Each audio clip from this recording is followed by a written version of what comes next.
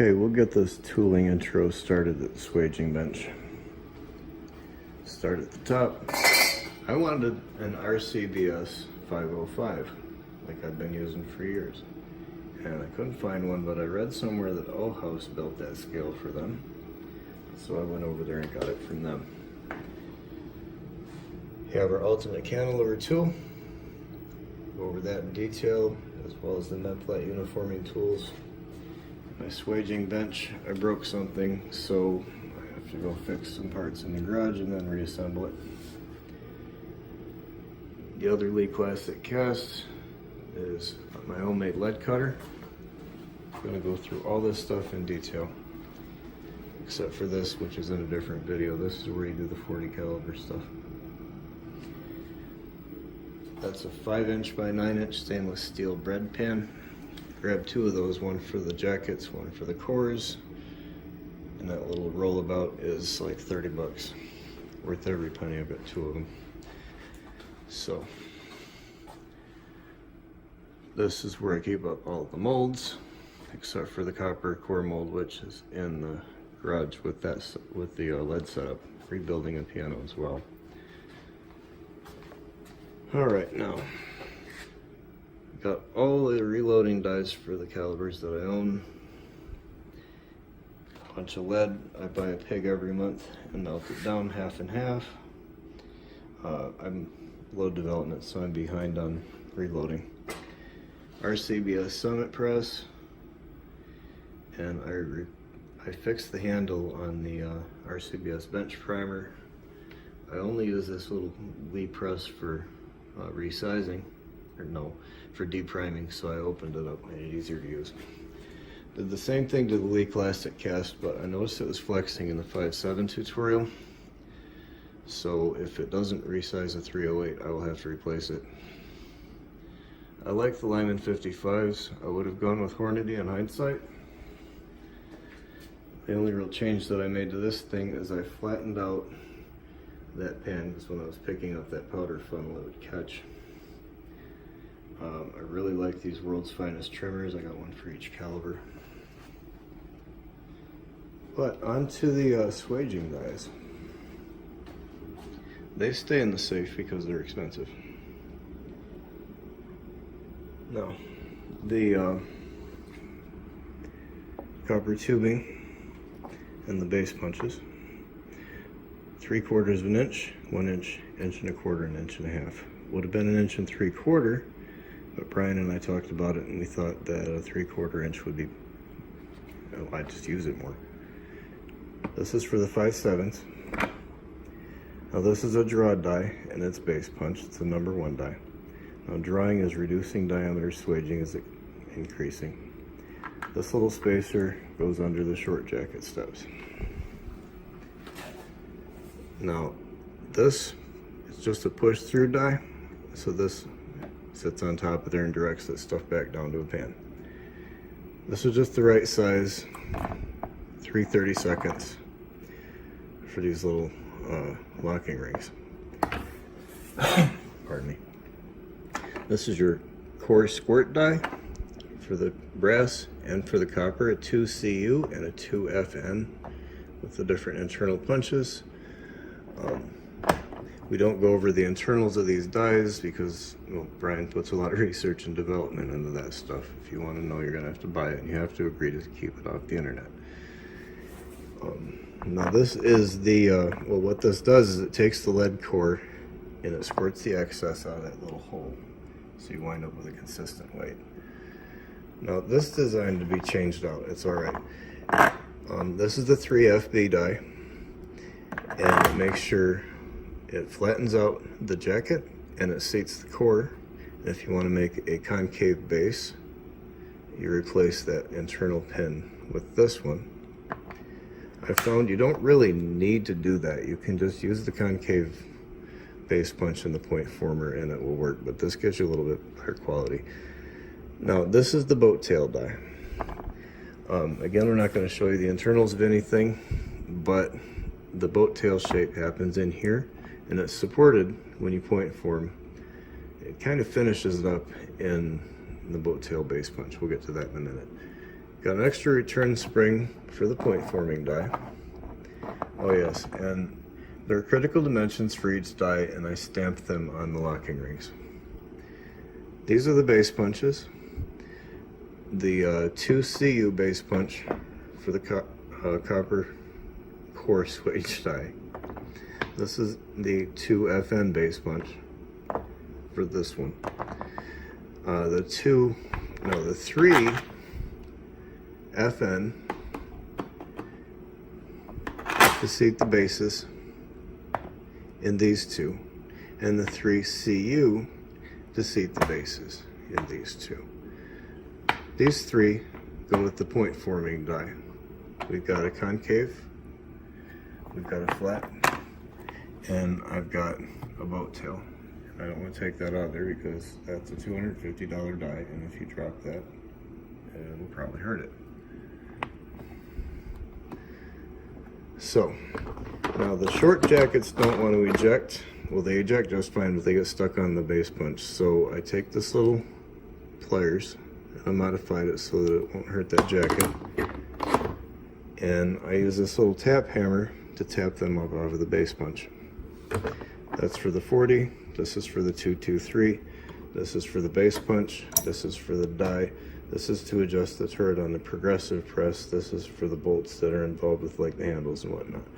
With the long jackets, your auto eject system won't work, you have to eject it with a hammer. So we got our motivator in there. Take care. I just wanted to give you guys a quick preview of the bullets we're making before we get to making them. Now, I've got a finished 308 here, 168 grain boat tail. I've got about 115 grain inert blackout. This is 168 grain boat tailed hollow point that we're running in the 308. Now that is a flat base, 115 grain, uses an A jacket, that uses a B jacket. This is 115 grain boat tail. I think that's going to be a good round for the blackout and supersonic. This is a 100 grain flat base, X jacket, 100 grain cantilevered concave base, also with an X jacket. This is our subsonic 225. No, it's the only one I've made. There are some dents on the nose. That is from having too much lube. Better too much than not enough. Easy enough problem to fix. So, that's where we're at. On to the dies.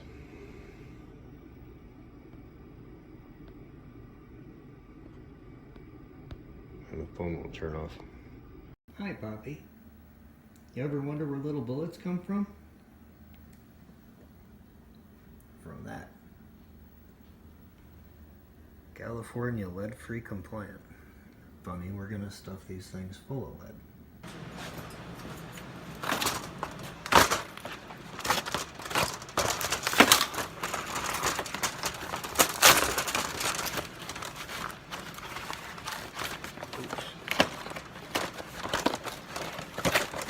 This is an odd box. There it is.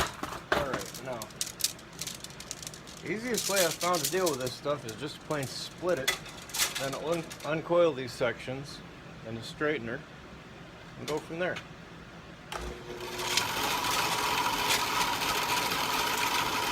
Gotta go slow.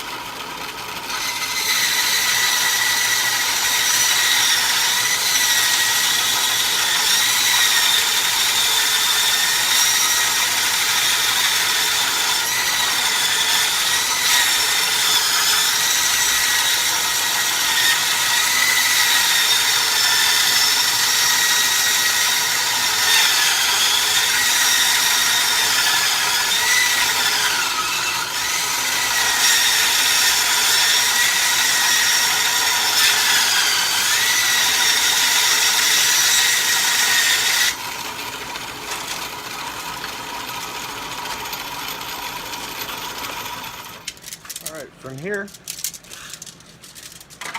take one of them, straighten it out. That's about good enough for our tubing straightener. We'll see you in a minute. And we're back. This is our tubing straightener. I got it from Tool Guy Republic. TGR brake and fuel line tubing straightener. It will straighten up 3/16 all the way up to 1/2 inch soft copper tubing, steel, what have you. Nice thick construction, ball bearings in these pulleys. This is our depth adjustment for the different diameters of tubing. Moves these two pulleys up and down as the tube is fed through this. Very happy with this tool. I got it on Amazon for $149.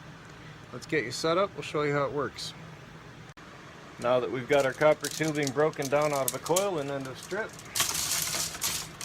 just grab one, feed it through the roller. Doesn't take much. Take the cap off first.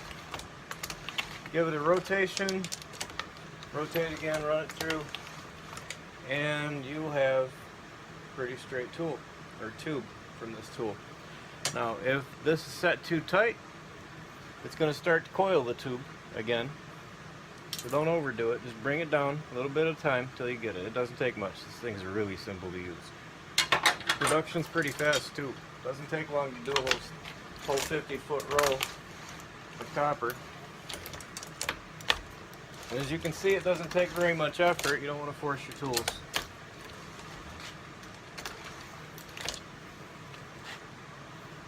There we go.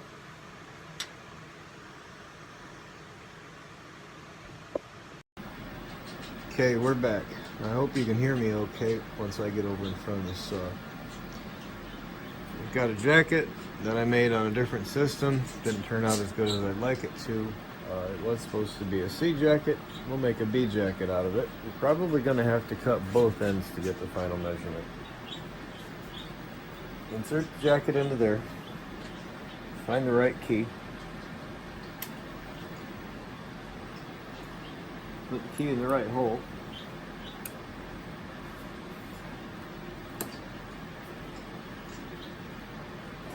There's a burr on something. There it went. I like to use that little pusher, and you can see and feel it hit the key. Just hold it there gently. Give that a snug.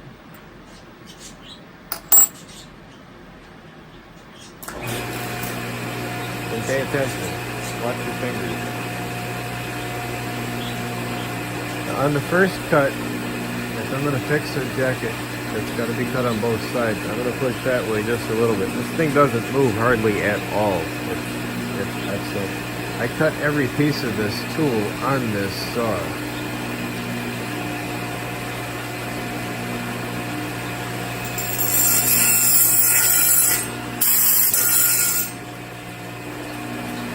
I don't know if you noticed the piece that ejected.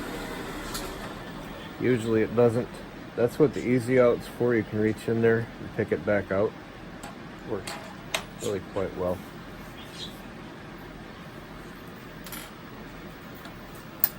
Just push the jacket through. And you can see, hopefully we can focus it. It gives you an excellent cut. There's a little bit of a burr on it, but I think after tumbling that will be gone. Now we'll measure it. I'm going to think it's too long.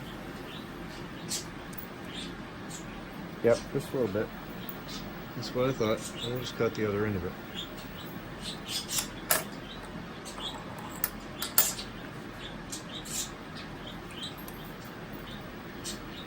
Well, there ain't much of a burr on it or it wouldn't go in there. So,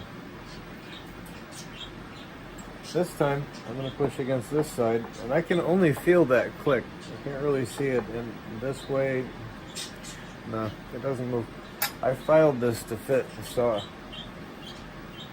This has to be right. These jackets, I'm telling you, that has to be right. It's just not going to work.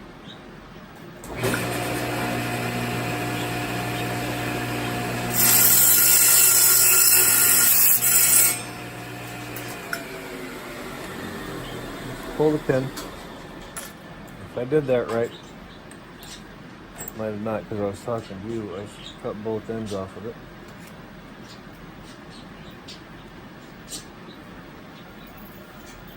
I'll take it.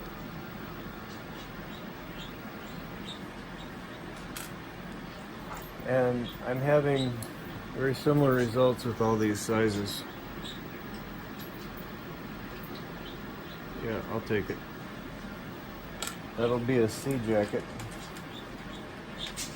The other one was a B. This is an A. Let's see where we're at. I wanted 980. It's good enough. And here's our X jacket. Oops, I did it again, doggone it. And again, I'll take it. I'm quite happy with that. Now 5'7", same idea. We're just gonna switch holes. This one's already been cut, but I don't think I have any out here in the garage. I got a little stack in the house. And this will work. I want 850. When I get my new drill bit set, I'll open that hole up a little bit and I'll put a different pin in it and I'll get it there. I finally bought a drill press. I don't have a mill or a lathe or anything, and the drill press is about $250, and I had a vise for it. Yes, though. Yeah, you cut one of these things wrong, and you want to save it. I take the here's my 5'7" pin or key. A little bit rudimentary, but it gets it done. I put that one in the back of the hole, in the back of the die. We insert that, the base end first because we want to keep it. I had to double check. And we'll get it there eventually. I had to buy several drill bits and a drill press just to make this thing. But it works.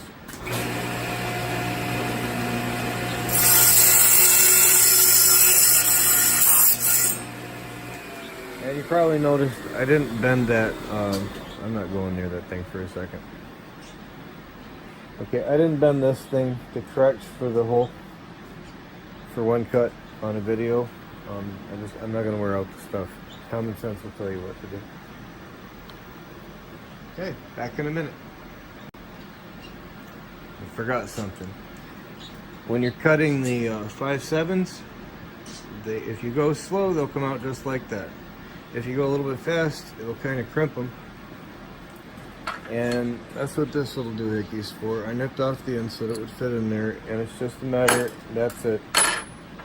And that's round again. So, I don't know if I'm going to do any more on this section. I will think about it. Otherwise, we'll catch you later.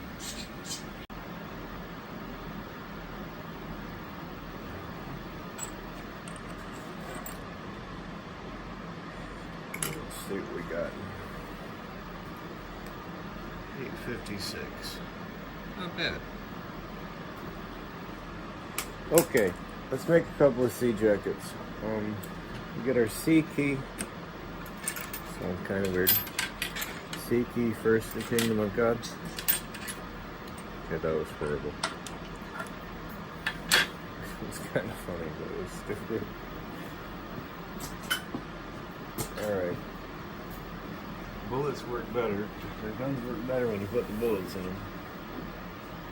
And parts will work better when they're connected to power. Alright.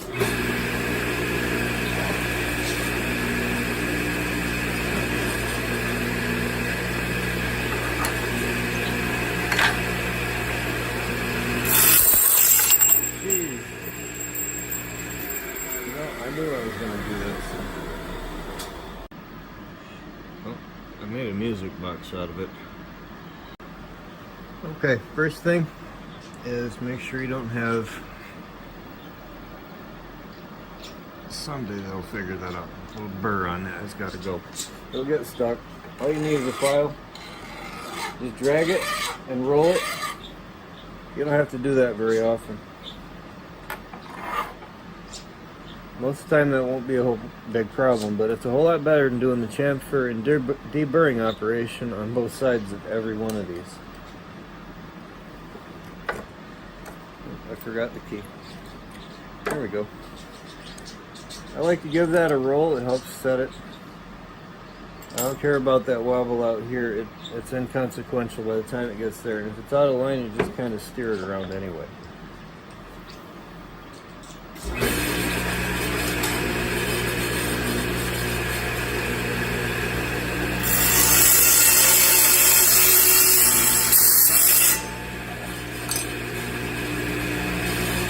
See that?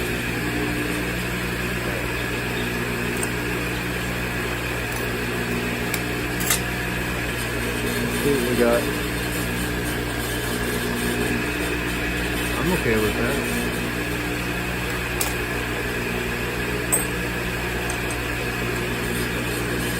Let's not play music box dancer with the pin again.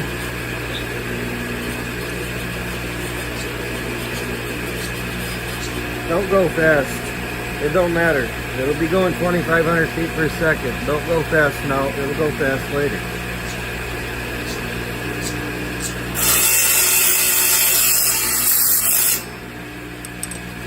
Cut off a finger and you might have a problem pulling the trigger. You got a burr on that one.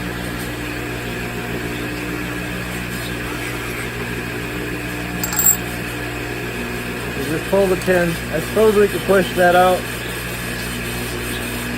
with the next tube as well as our music box dancer here. I think that thing has a name now.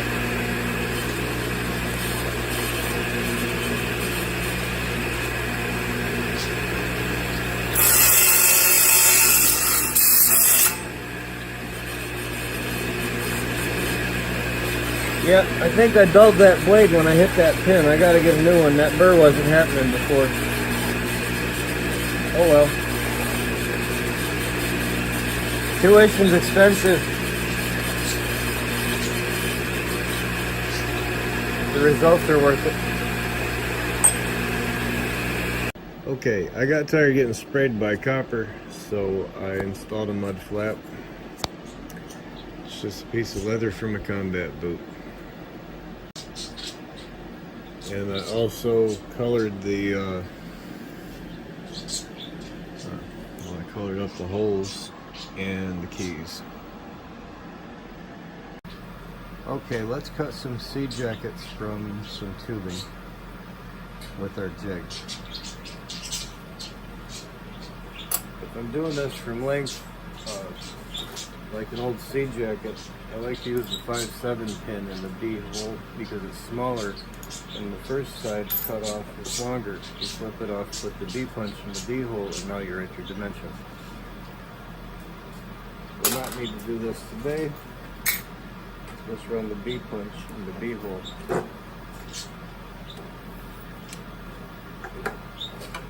Start off by cutting a square cut and then proceed.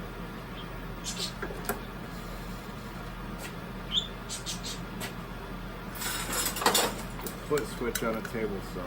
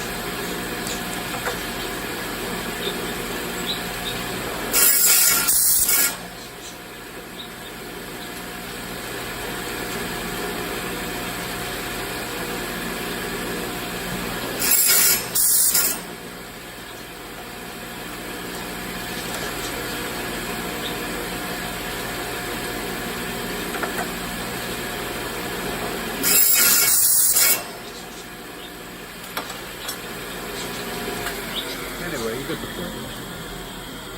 Continuing on with our tutorial on how to take 5/16 soft copper tubing and turn it into 30 caliber bullet jackets. We need some swaging lube. Typically I use a 50-50 mix of pure castor oil and pure lanolin. I wanted it a little thicker last time, and when I picked up the lanolin from Sage, it was full to about here, so I thought, yeah, that's just about right. Simply topped it off with the castor oil, and I'll mix it. I wanted some spray lube too. Now I use 91% alcohol and lanolin. 9 parts alcohol, 1 part lanolin, and you just warm it up until it melts. That's about it. You can spray it on, makes a great case lube. Swaging lube, however, I like it a little bit thicker. That's a different product. So, you want to set up a double boiler because you don't want to get the lanolin too hot, it'll ruin it.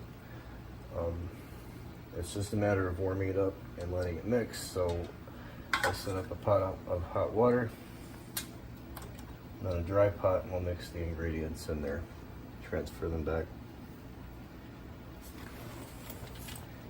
Pretty straightforward stuff. Once it cools again,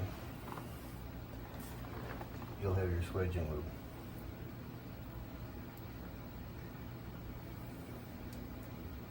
Just give us a minute, we'll get this tied up, and then I'll pause the video.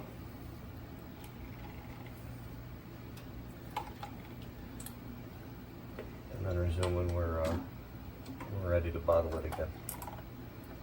It's pretty stiff. I had it sitting in the pan for a minute to kind of soften it. Really glad I did that now. Gooey stuff. It reminds me a little bit of like a warm beeswax. It's just the same color too. You don't want to get water in it. That won't help you. So, just kind of be gentle. I don't care if I get a little spillage, that's okay. We're not mixing gunpowder here, it doesn't have to be that precise. That will do it. Alright, see you in a bit. I'm just going to kind of stir the pot here for a minute. Don't break it up. I'm pretty good at that. Stirring the pot thing. If you get it, there you go. In a couple of chunks, it'll be dissolved a little bit quicker. Be right back. Okay, we're back. That's mixed in thoroughly. I like to take a little bit of cheesecloth and rubber band, and I like to screen that. There shouldn't be anything in it, but why not? You know.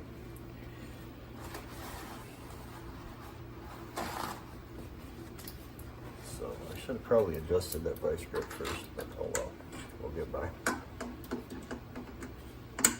There we go. I don't want water in it, so I'm pretty accustomed to heat. My daughter calls me dragon skin.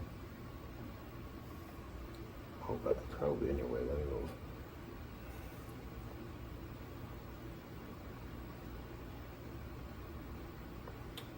I haven't checked that bottle yet to see if it'll take the heat, but the way it looks was the very likely that the people that made that poured it in hot. So I'm thinking it'll take that without a problem. It's easier to try and transfer it back out later. Meanwhile, I forgot to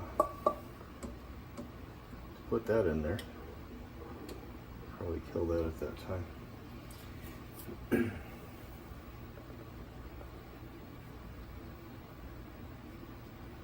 That'll catch a splash from that rubber band if it snaps. There we go.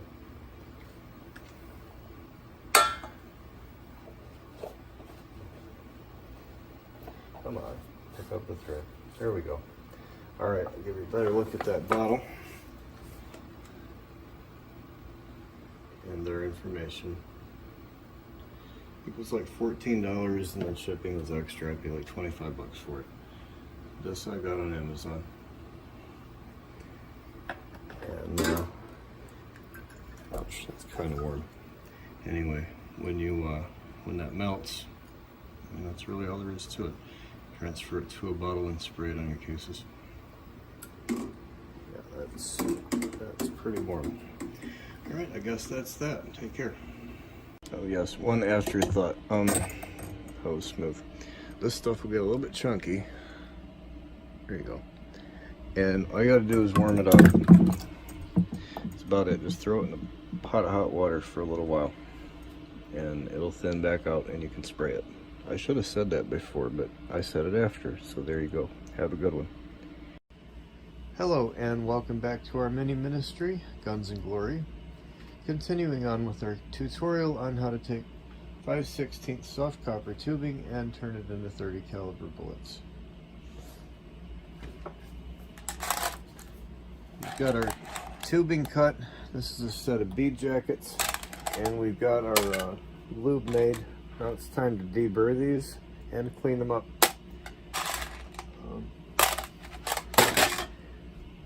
I like to use the wet stainless steel media, although I don't have any use for those stainless steel pins. I like Southern Shine media.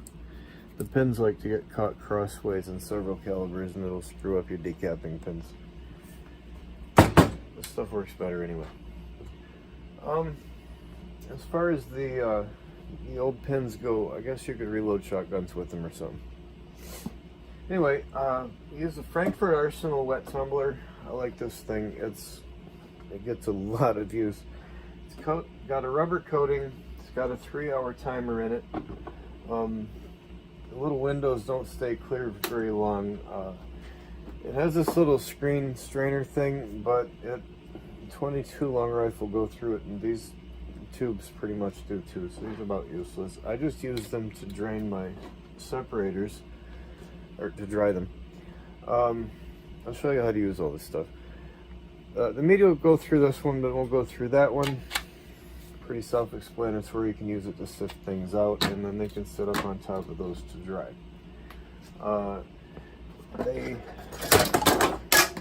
That was nice.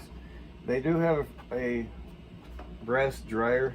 It's basically a relabeled food dehydrator, and they for some reason thought it was a good idea not to put a timer on it, even though there's one here. Brilliant. So what I've done is I got your garden variety timer, and I put a light bulb on it on the one side and this on the other. That way when it's on, the light bulb is on, and I can tell, and it won't be forgotten, because tomorrow it'll turn itself back on if you forget it today. So let me change up our angles, and we'll show you how to mix it up. The replacement strainer. It was cut from the side of one of those carbon scrubbers. I just made it fit, and it rides there just kind of all the time. I just take it off when I want to drain it out. Sorry for the postscript. Okay, put the cap on one end of it. Get the water really hot, and I keep the media separated into 2 batches. This one's for copper, and I keep a different one for brass, because it will this was actually steel, and it went through the copper one. As you can see, it transfers that. And unless you want your copper to look like brass and your brass to look like copper, keep 2 batches. I like to put about, saw that coming. I like to put about half of the batch in there at a time. There's no need to run it that heavy. That's just annoying right there. Sorry. Well, hey, it's real, right? So let's do it again, and then we'll knock it over later. So, oh yeah, easiest thing to do, I figured out, is you don't put the soap in first, you put the water in first, then you can see the level without it being full of suds. So, we'll just kind of go ahead and do it that way. I'm trying to break the old habit. Don't want to forget that.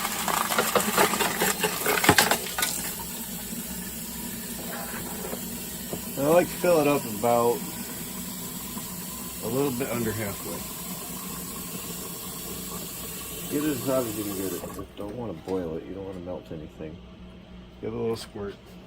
Oh, done. I like the Done. They save the ducks. Good people. Let me shine. That's the ticket right there. I like to add a little bit of laundry detergent.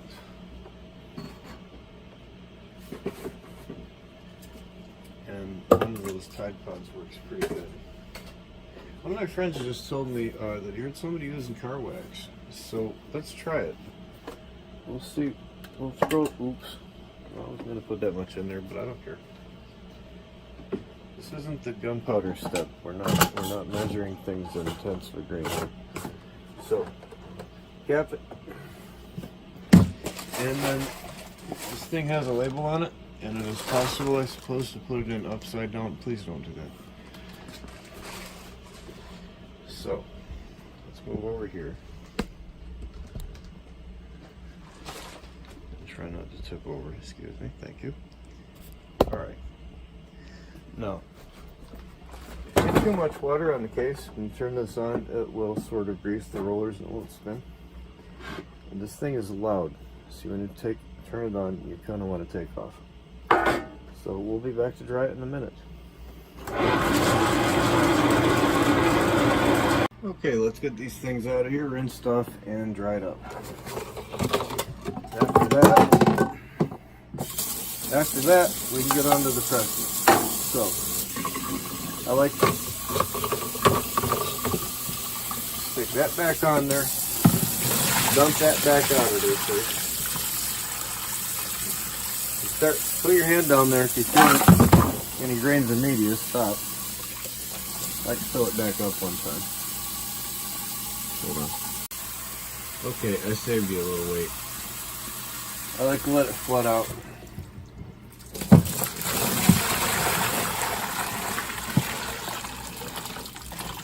It rinses it a bit. Okay, so get a bucket. Invert that. And if you just drop the nozzle down in there, I let you rinse that out. And then shake it. It works better. You knock that off and squirt yourself. It'll make a mess.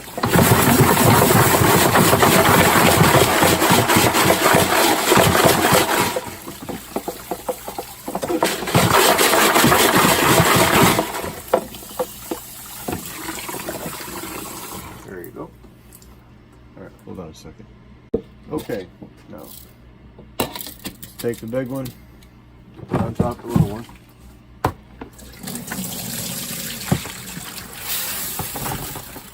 And you want to rinse out your media every now and then, especially if you're reloading it. You want to get the ash and the soot out of it. It's just a matter of sifting it through. Time it gets to the bottom one, it'll be clear. All right, now onto the tubes. Hold up. If you've only got a few jackets like we do today, you could actually just take the whole bucket and invert the media and everything, just run it right through there, and then it'll just sort of sift out the whole thing. Because when you take this out, it'll be out of your way. So invert like that.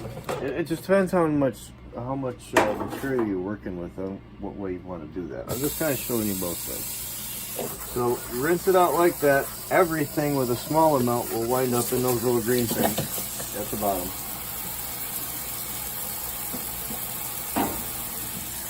And then you just shake it out this way.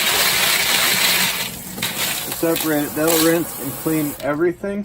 And these are ready for the dyes. Okay, we'll get these dry. Then they're ready for the dyes. You just got a few, so just simply spread them out. Put the lid on it. I like about 135 degrees. If it gets too hot, it'll really start to turn your brass darker. I know this is a load of copper, but that's fine. All right, set this on for about 2 hours at the most. Then we'll come back to it. Oh, jeez. I've got too many things on that circuit. Anyway, have fun. Okay, now it's time to get some lube on these jackets. I just like to take a little bit in my fingers while these are warm and just sort of sift them around. That's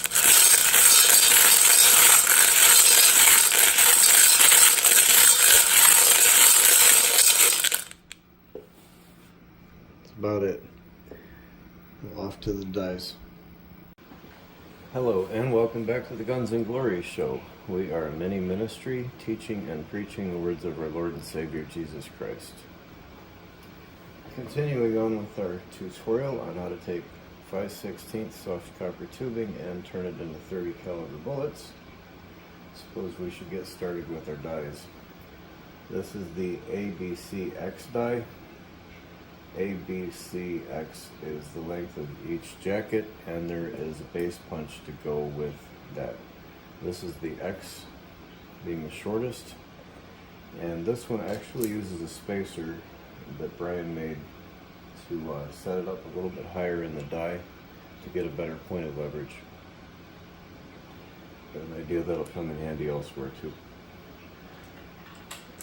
So what we're doing with this die, I'll say this more than once, I'm sure. Always make sure that these are tight, because the forces involved need to be on the shoulder and not on the threads. This die begins to close the copper tubing to form the jacket. That's actually a bead jacket. So I'm done. These are the X jackets. Excuse me. I don't exactly know where this goes in the press yet.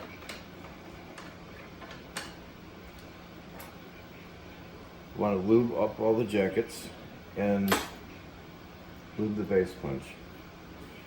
The idea is to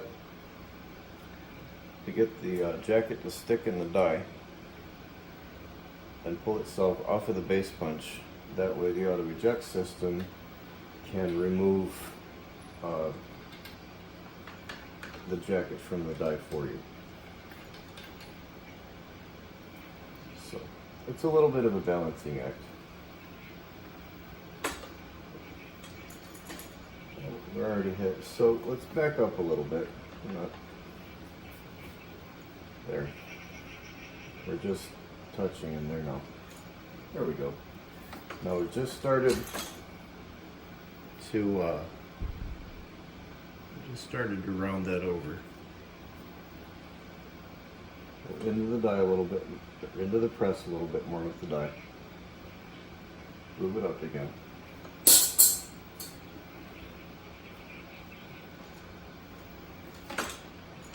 And check it. Not there yet. That's pretty yeah, it's probably past it. Yeah, that's a little snug. So let's back that up a bit. And snug that down. We didn't hurt it. Really, I'm good at that.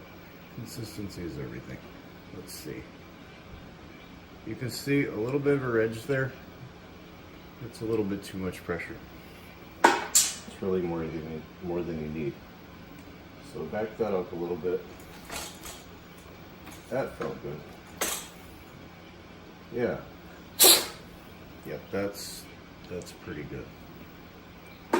So we'll run a couple of these for you. You can even use a little paintbrush to apply the lube. That works pretty well.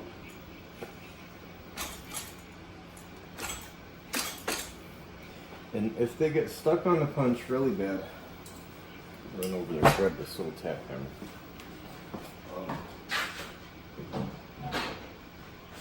Easiest way to get these things off, there's a couple of ways.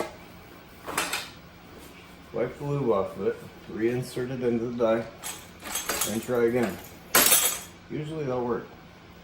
If it doesn't, then sometimes the little buggers will get stuck on, they're good. Usually I only have that trouble with the X jacket, so it's probably just the length of the thing, not enough surface area. I'm going to grab a hold of it. I've modified this pair of pliers so that it fits a 30 caliber jacket, and kind of rounded that up so that I can tap on it without hurting my hammer. So you just get a hold of it and don't touch the base punch, and simply just tap. It'll come up out of there. That's about it. Alright, so I guess I'll do another one, and that's it. We'll move on to the A jackets, and then the B. I'll do C jackets as its own little thing because we've got to take off the auto eject system and use a hammer to get them back out. There's just not enough stroke left in the press. It's too short here. Okay, welcome back. Let's make some A jackets. First of all, let's get some lube out of there and fill up the cup. I've got a magnet down in there, and there's one missing from there. It's supposed to be over there to help hold it still. I'll have to find one and get it back over there. No big deal.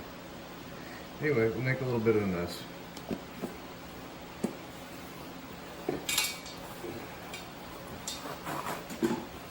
There we go. So A jackets. Now the ones I was making a little while back, they were a bit short. I think they were like 980 or something, really close to that. And so on my jig on the table saw, instead of using the A pin in the A jacket hole, I used the 5/7 pin because it's a little bit smaller in diameter, and I got a little bit longer jacket here, 1.0275 roundabout, because the hole in the base of the A jackets was a little big. I didn't like that, so we're gonna mess around with that a little bit, and I may even take that jig out there and call it a prototype, since I finally got a nice set of cobalt bits. Yeah, I don't think we're there yet. No. I've got a whole set of cobalt bits, one of those 115 piece sets. So that's part of the thing that's in the way. And I've got another piece of that steel. I'll have to buy a blade for the saw again. So I did make that jig on that saw.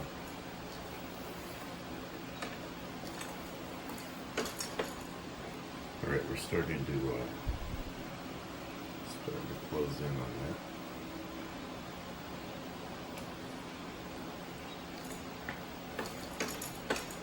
Let's put a little bit more lube on the post.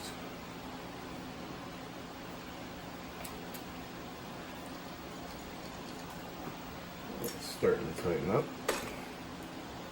Hopefully we can close the hole a little bit better than we did on that last set. They were alright.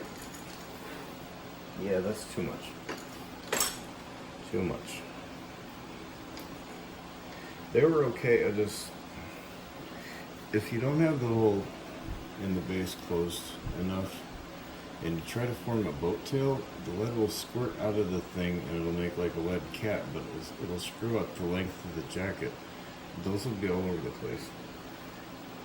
So unfortunately, you can't really use them.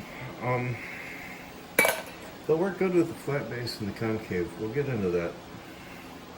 I'll show you how all that works. So we'll just make a few of these, and then let's see. Did we back that up? I forgot. Talking to you. Ooh, why is it so tight? I bet I missed the draw-die with that one. Yeah. All right. So I did remember dropping one of them. I think we found it. So that's where that goes. There we go. Let's try that. You get stuck. Just wipe it off. Try again. There you go. Let's see what we got. It's not bad. Let's try a little farther.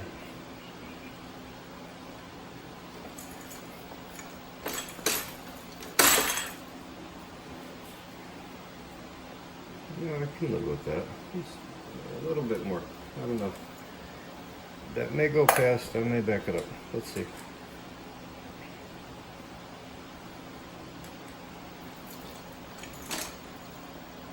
Yeah, that's... I think I'm going to back it up. Yeah.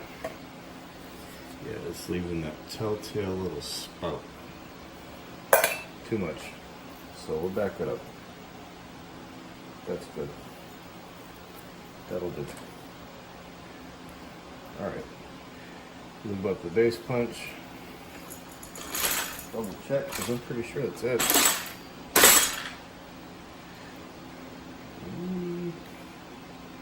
No, I could go a little bit more in there. It's just right, it's right in there. Just gonna put it in there upside down. That felt good.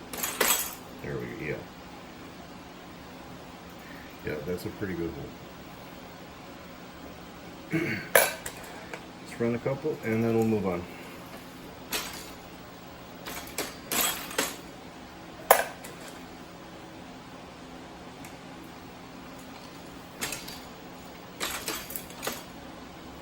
Let's see. Oops, sorry about that.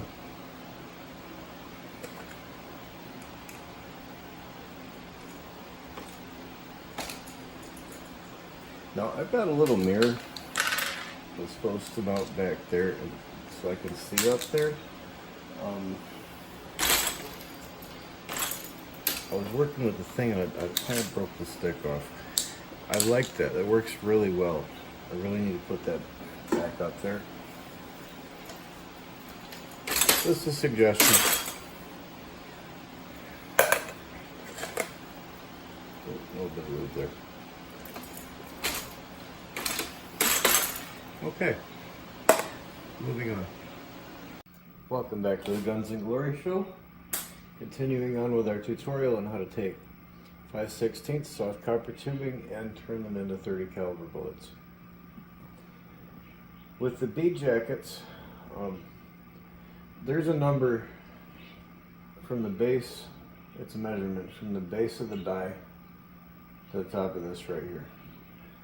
And I got that written down someplace, but I don't recall where I put it. However, Brian did send me a piece of steel 1.5 inches long, and if I loosen this top nut out, insert that, and put this back in, I'll have enough room in there for the C jacket. So I'm not really worried about resetting that. I'll cross that bridge when I get there. Now, the bead jackets, however, were a little bit long to run with the auto eject system.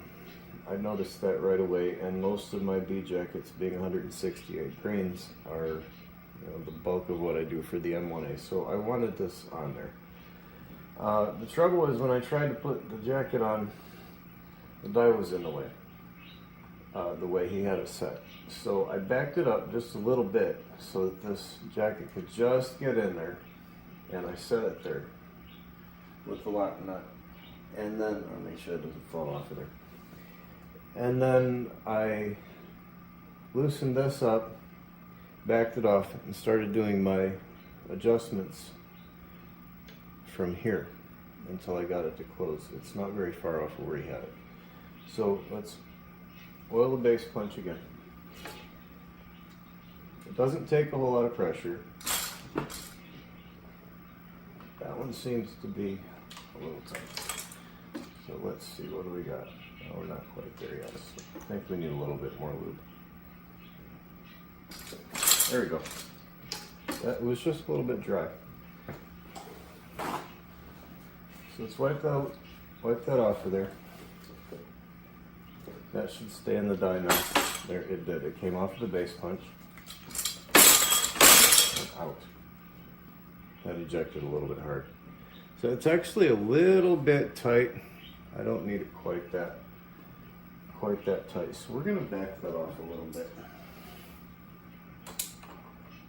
Loosen that up and back that off just a smidge.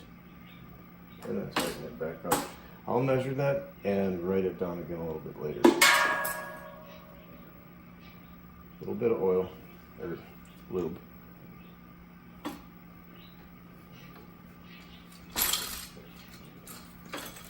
There. See? Works pretty well when you do it right. We'll run a few of these bead jackets. Then we'll set up for the draw die. So we know we can do a good bead jacket with the auto eject system in place. I'll show you how to take this down and reassemble it when we go for the C jackets.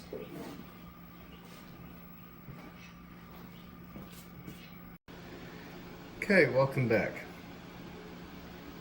Now that we've used our copper tubing die to begin to close our tubing and form a jacket, the next step is to run it through a draw die. These start off at 316, 315 diameter, right in there. And the draw die reduces that to about 305. To draw is to bring it down in diameter, and to sway just to bring it up in diameter. And when we core seat, we'll take that 305, get it back about 308, and finish it up in the point forming die. This is the number 1 die for 308. It is just a draw die. And then we're using our number 1 base punch.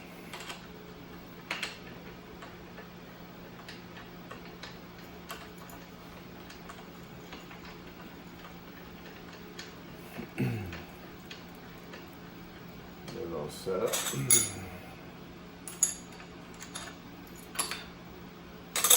This one's simple.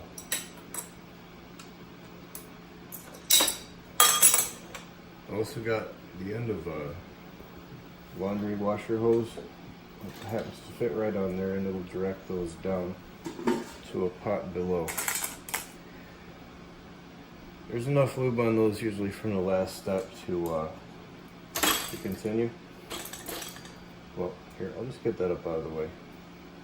I keep a 5.7 in there all the time, so I drop it.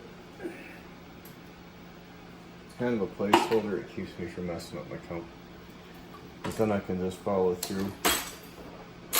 Oof. That was a little bit rough. You can do these one at a time. A little bit more lube. You can do these one at a time like that, and just pick them up out of there. But a simple apparatus like that speeds the whole thing up. Yeah. I'd like to set that a little bit higher in the die when it's that stiff. I must have it set up for an A jacket. So let's go ahead and move that. The positioning of the dies in the press is critical. Make sure I still got about enough threads in there. Alright, we'll just try that. And even that little bit makes quite a bit of difference. I should have picked that up a couple of bullets ago, but I was thinking more of the video. See how much easier that is? Oops. You're just getting a better portion of leverage. I guess that's probably not the right term. But it's as simple as that.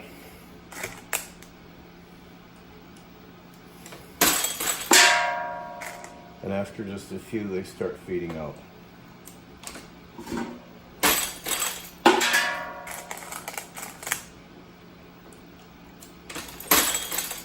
Not too much force is involved with it, unless the dies are set up wrong. In this case, I think I had it set up for a small, like an X jacket or maybe an A. I don't remember where I left off. So, just you continue on from there. On the last one, I like to take that 5.7 and just put it back. It pushes the last ones out where you can get to them. Alright, these don't appear to have changed very much, except for the diameter. Now we flatten the bases. Hello and welcome back to the Guns N' Glory Show. Continuing on with our tutorial on how to take 5/16 soft copper tubing and turn it into 30 caliber bullet jackets. We need to flatten the bases. Now, the C jackets are missing from this video, partly because part of that tutorial is processing on the computer at this time, and because I have to remove the auto eject system and replace it for, well, just about anything to do with the seat jacket. So we will get on to that. So we'll use the 3FB die and the long #1 base punch.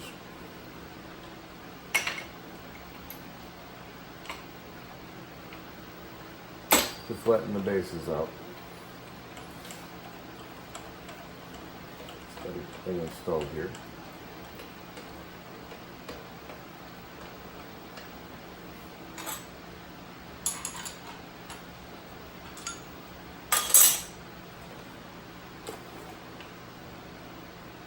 We'll lube up the jackets, place it on the punch.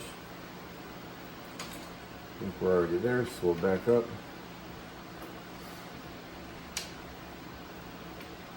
That one does sit pretty high, doesn't it?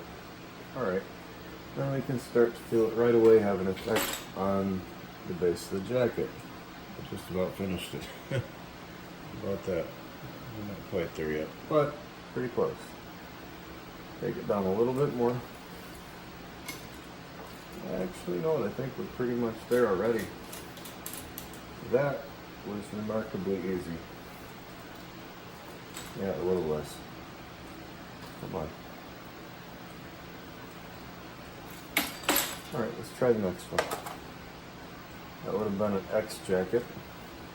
These are already lubed. Yeah, that's still too tight. Let's back it up.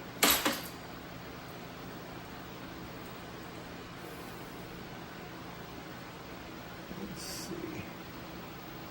This is a decent base though.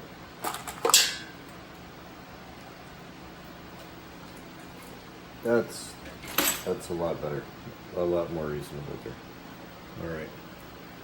So those are a couple of X jackets.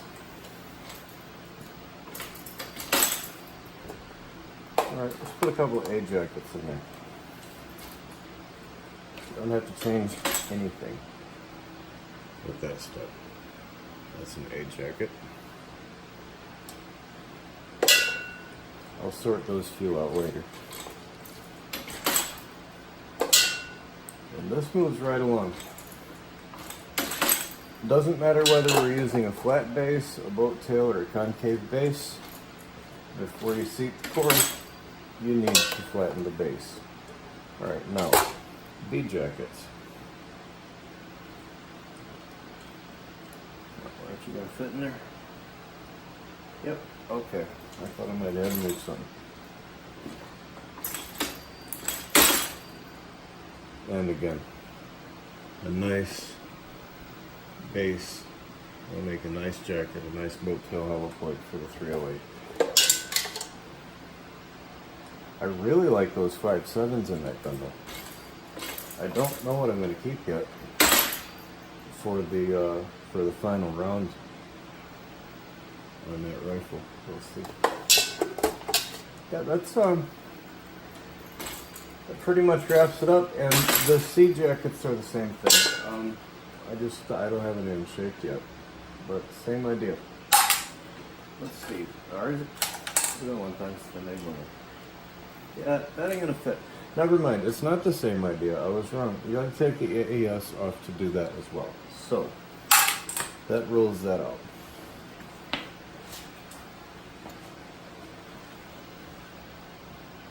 Guess what? The tax stamp came in for the silencer today for the blackout. So the blackout now has a black light.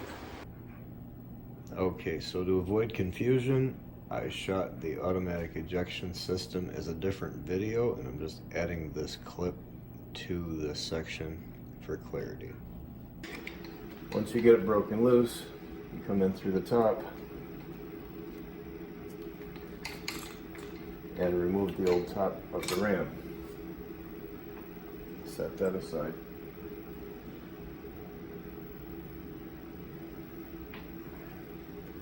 And then we'll use BT Sniper's threaded ram top. And the base plate for the automatic ejection system. Wipe it off, make sure there's any dust on it or around it, any chunks of whatever. Now you want to hold this up because if you set it down, start to thread it in there, we usually just bind it up. So just sort of hold it there.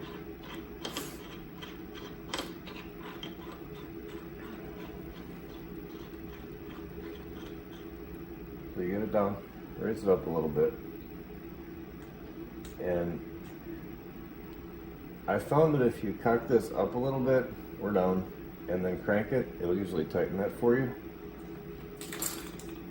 If not, you can grab a wrench. No, it doesn't want to grab it. That's okay. No, I usually do this.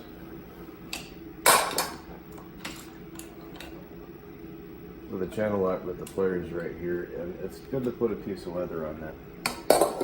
Now, I like to have this little magnet sitting there for those two.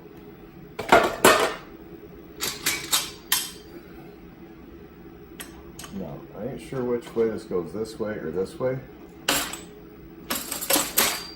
One of these lines up better with the pin than the dies. And if it doesn't, you can move it around once you get it tightened up with a hammer a little bit. So we're just going to stick a die in here for a minute. And you can clearly see that. Also, you want this to be square. And you can adjust these two nuts to accomplish that. So, before we get anything tightened up,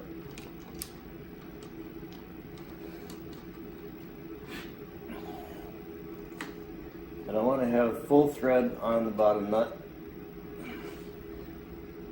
Put these together, tighten this down.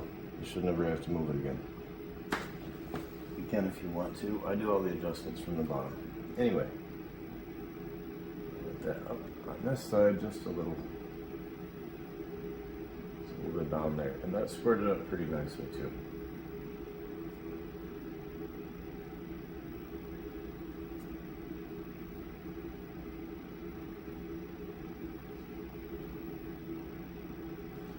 I like to keep that stuff nice and square. Now, where'd that little wrench? Now, Brian was thinking and used the same size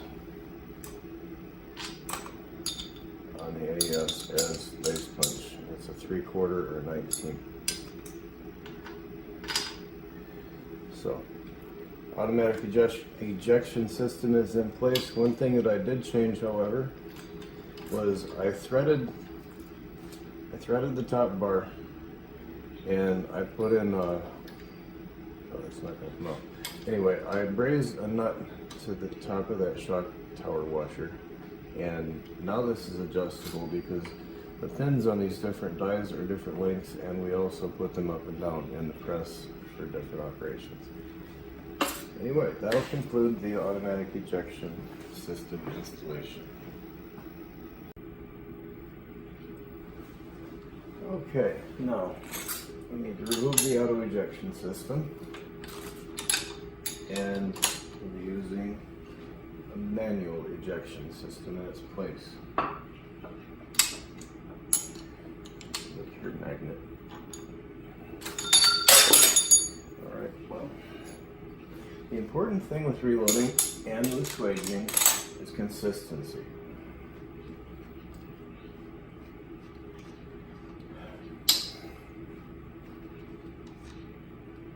Alright, now, out. A little touch to that.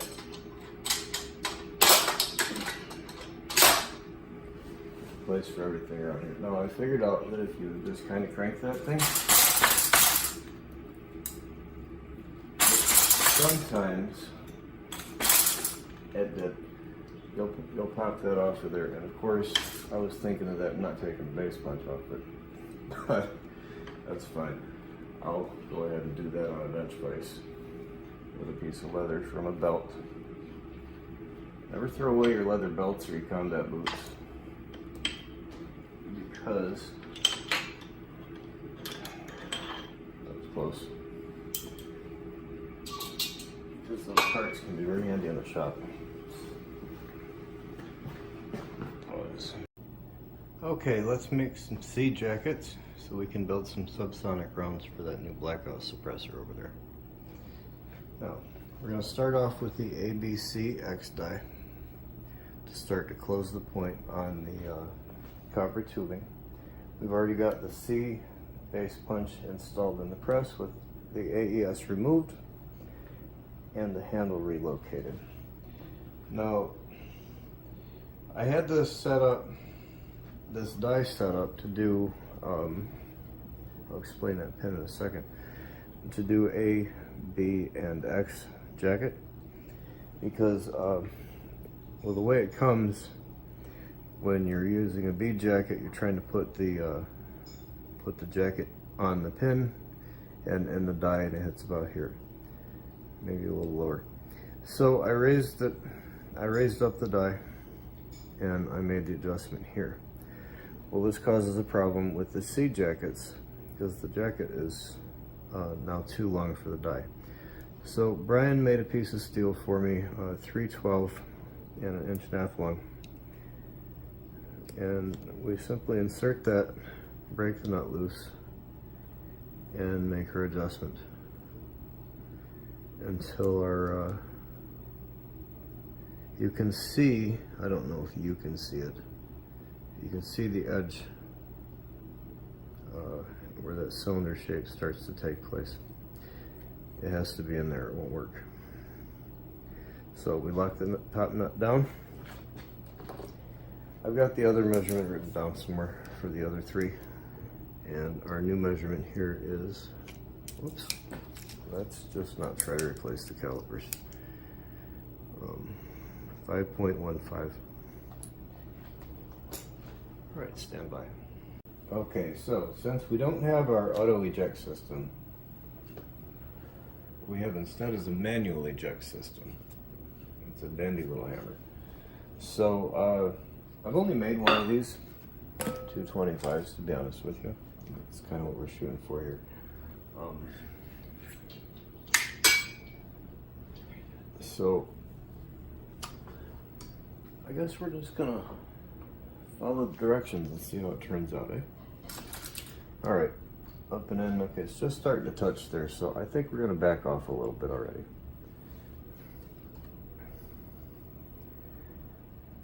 Now I had that a little bit low at one time. This a little bit low, and I was cutting off these little tiny, like a copper wire ring. That's a pretty telltale sign that your top nut is not adjusted properly. All right, I reach way down there. I might pull that handle forward a little bit still. All right, let's see what we got. Well, I'm used to that thing coming out.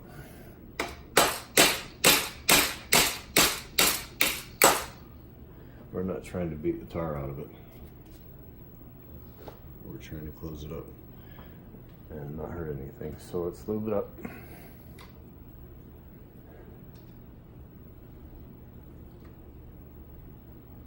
And try that.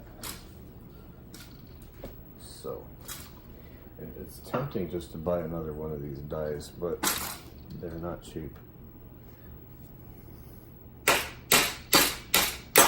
You don't need to blast on the darn thing. So that's good in there. Just tap it. I've got a 3-ounce hammer that I use on a little jig in the garage. Do that first, it'll help. To cut these tubes. Just to push them through, but I don't want to damage that thing, so I don't want a heavy ass hammer on it.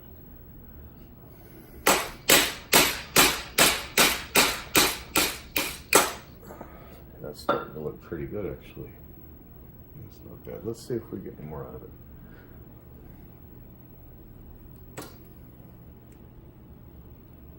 That's too much. I can be almost sure of that before I even do it.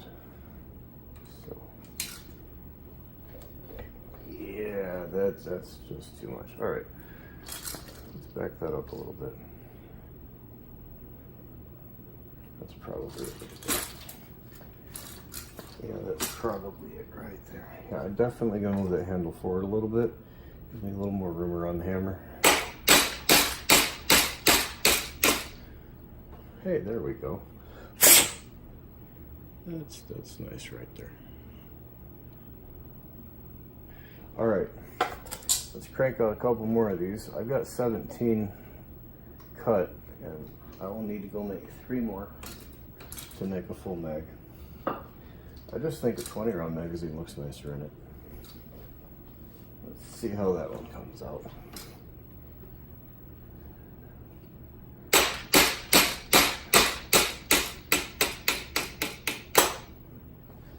Oh yes, that's good.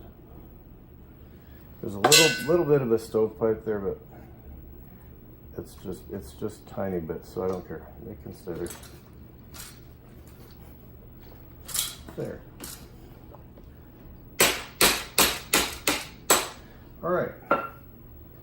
Next thing is the set up the draw die,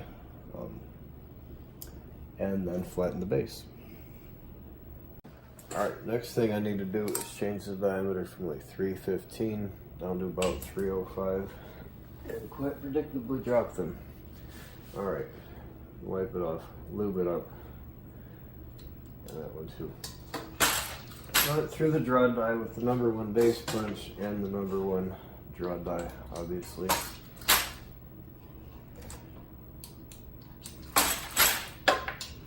And in a second, they come dropping out of there for you.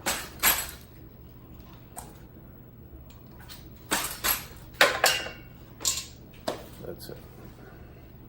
Now we're going to flatten the bases, again with the 3FB die. And the number 1 base punch. Let's get that put in there. I'll set it up and we'll run a few of these.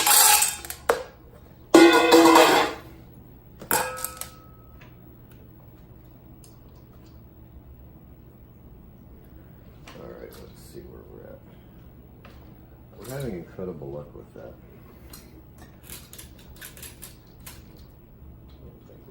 Yep, but let's see. Well, how about that? That's pretty close right there. All right, we'll come in a little bit. We just kind of got lucky with that again. So I think that's too tight right now. Yeah, a little bit. That's good. Set that right there.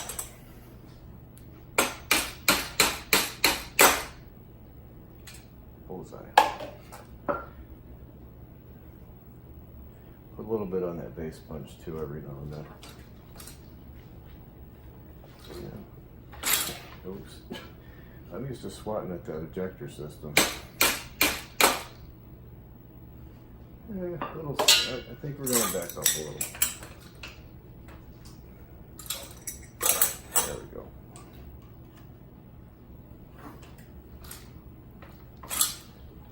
There we go. Nice. Just make sure you can see that. There we go. All right. All right.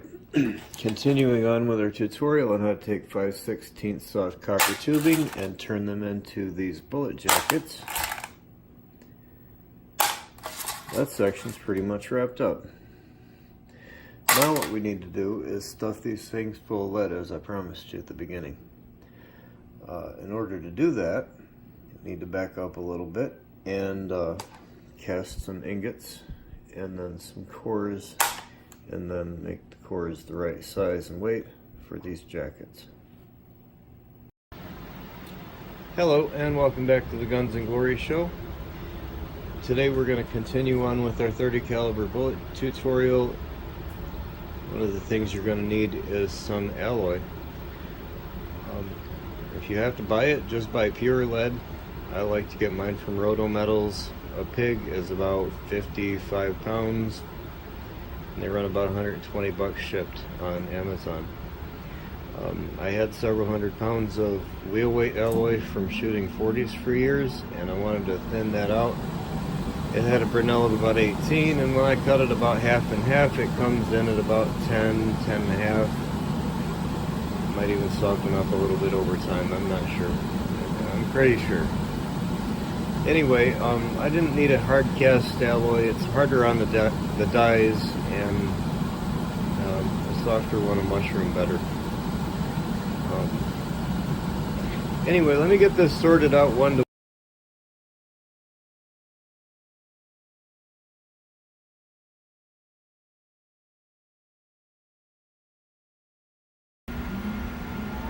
Okay, so I'm not terribly good at math, so that section over there will go into the pan first to be melted down. Now, I made one mistake with the ingots. I put the pure lead ones in the muffins, and I should have saved that one for last because they fit in the lead pot, the casting pot, better. Should have used that shape. The wheel weight alloys in the pie chart kind of shape things. Anyway, now I've got it added up so that they'll come out as an even mix, and I'm going to actually finish them in that muffin tray. It's just a whole lot easier to keep track of it if you use different shapes for different alloys. I'm not fixing it to make the video.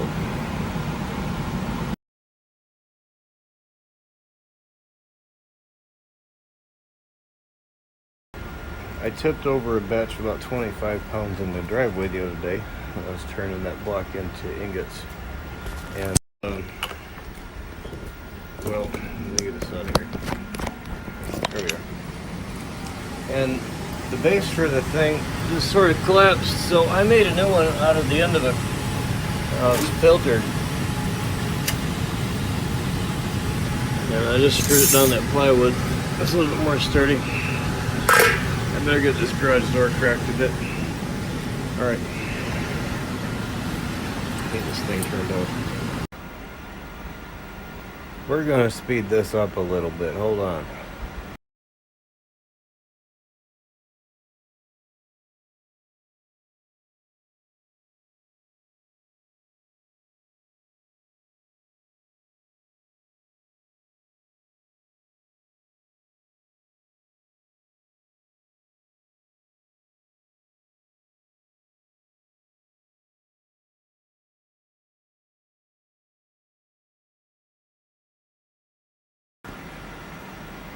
Okay, those piles are mixed and even, about 40 pounds each. I don't want any more than 20, 25 in that pan at a time, so I'm going to go split them and then we'll melt them in. Since I've got hot alloy in the pan, I'm going to take advantage of that heat instead of melting it all out just to pour off those ingots. That'll help to bring the next batch up to temperature. Only thing I got to do now is finish what I was doing, about 20 pounds at a time. I'll show you the stack when we're done. That's pretty neat. Anyway, try to see the frostiness of that. Pure lead melts at about 621. This is alloy. It's probably about 650-ish. 675 maybe when it's melted. Yeah, it'll be melted by then. Wouldn't be surprised if it's a little bit under 650. Anyway.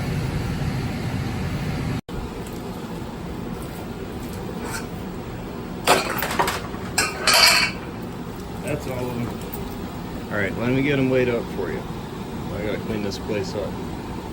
I've edit this stuff all day, I'm pooped. Alright, I'm gonna try to get that thing up there. My back, man. My back is no joke. I ain't as young as I used to be.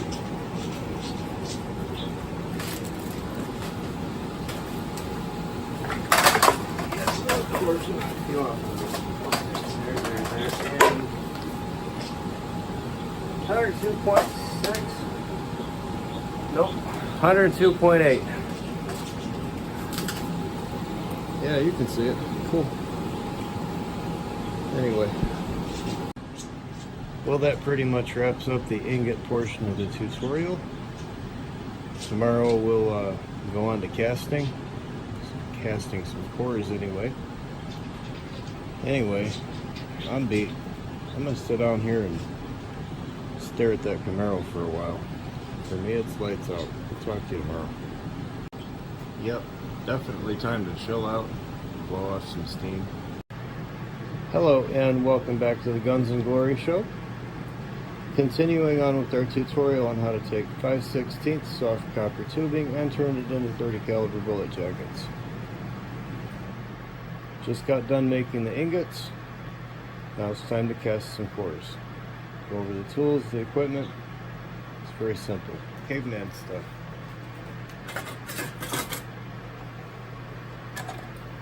I like to use the RCBS mold handles, and I custom fit them to one of Tom's molds over at Accurate Molds. I got it as a blank and sent it off to Brian, BT Sniper anyway, so that he could make it to his dimensions. Don't want to get the sprue plate too hot. I like to leave that open. This is just the that's just the catch pan for the crap that comes off the top of the lead pot.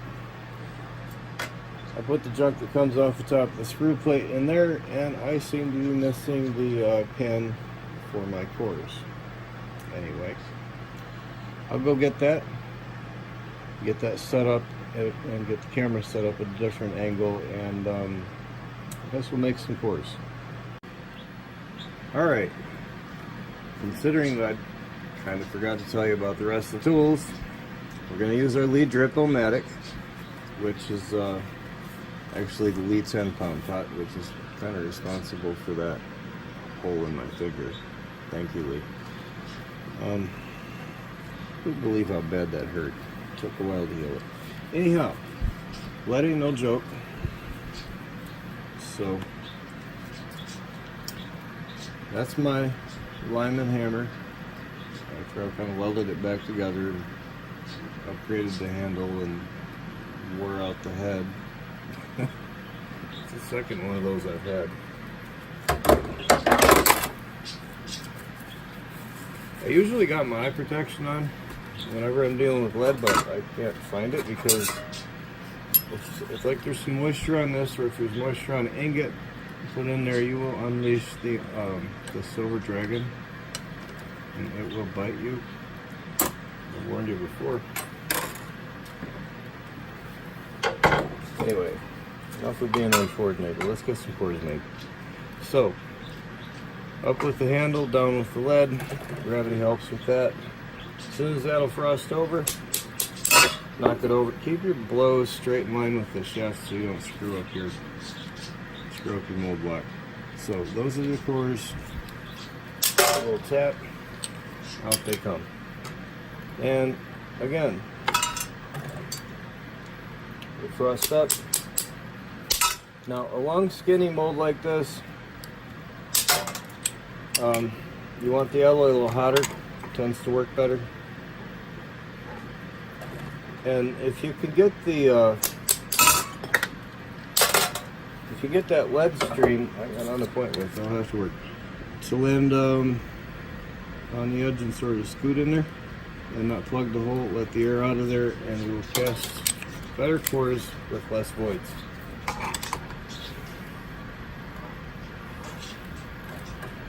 Anyway, I don't need a whole lot of these things because I got a whole bunch, but I didn't want to like refer you to my lead core casting video or something when you're in the middle of watching this one. So we cover it section by section, piece by piece. That's it. At least that's enough for now. So, see you in a bit. If I get my gloves off, shut this thing down. Okay, continuing on with our tutorial on how to take 5/16 soft copper tubing and turn it into 30 caliber bullets. This is the lead cutting press. All of this is from scrap steel except for the nuts and bolts, which I got from my friend Rick. Alright, now that piece of steel, I ground it down with a bench grinder to get it flat. And I tapped and threaded everything myself. This top plate kind of floats up here, and it holds this spring that I got out of a brake booster, or no, a brake drum, and it shoves that chisel, it's just a carpenter chisel, against that cutting face. Installed the return spring and cut a couple of notches, oops, sorry, for the end stops to control the travel. Now on the back side of this thing, I just put an angle bracket thing for a depth stop. Now the bigger one is for the 5/7s, and the skinnier one is for the copper. We'll cut them both. We'll actually cut them at the same time if you want to. Got a size for each. A simple quick downstroke of the press will make short work of any of that. Cuts them nice and cleanly.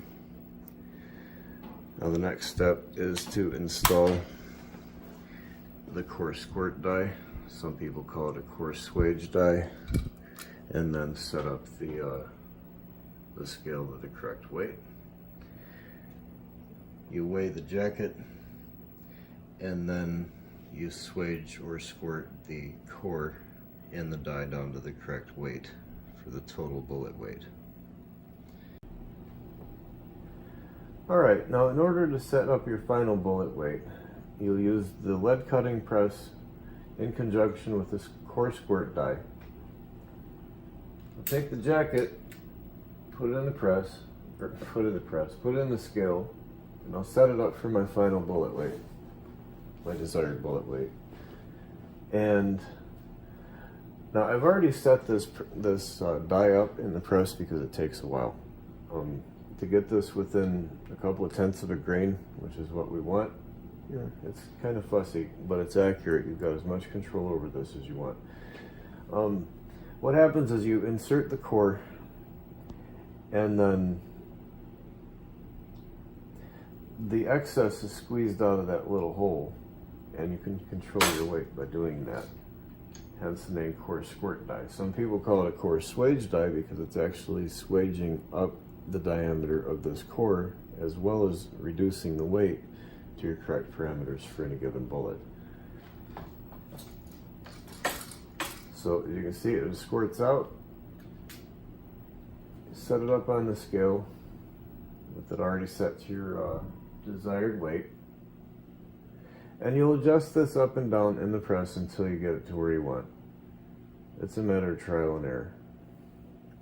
So you're actually a little bit heavy, but that's all right. I'm not particularly worried about that here. You don't have to pull these up, but I just wanted to show you. Just makes this little like almost solder-like substance. So we'll just reach over here, make a few of these cores. Oops, I missed the pan. And then I'll set this up to run some 168 in conjunction with the cutter. Alright, let's set up the lead core cutter and the core squirt die for 168 grain V-jacket boat tail. Now, you've got a couple of options with the core squirt die with the copper jacket. The CU2 punch and the number 1 punch are the same diameter. And you could also use the X spacer underneath of that to get the die in the correct position.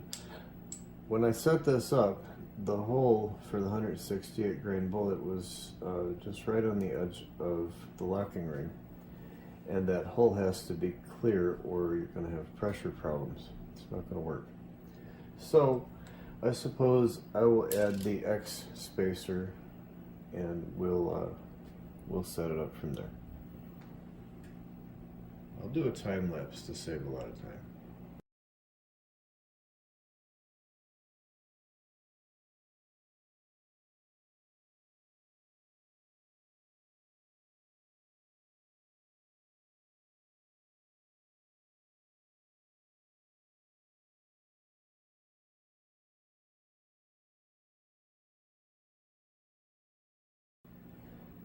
Okay, I finally got that set up to make a 168 grain bullet.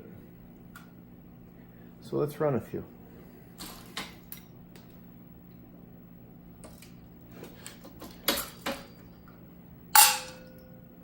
It doesn't take long when you get it set up like this.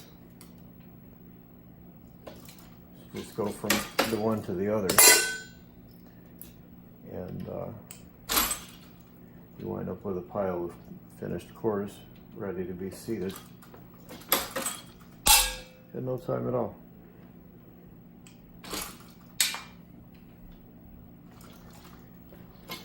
Now, I got going a little too fast a while ago, and I just get my finger in the press. That hurt.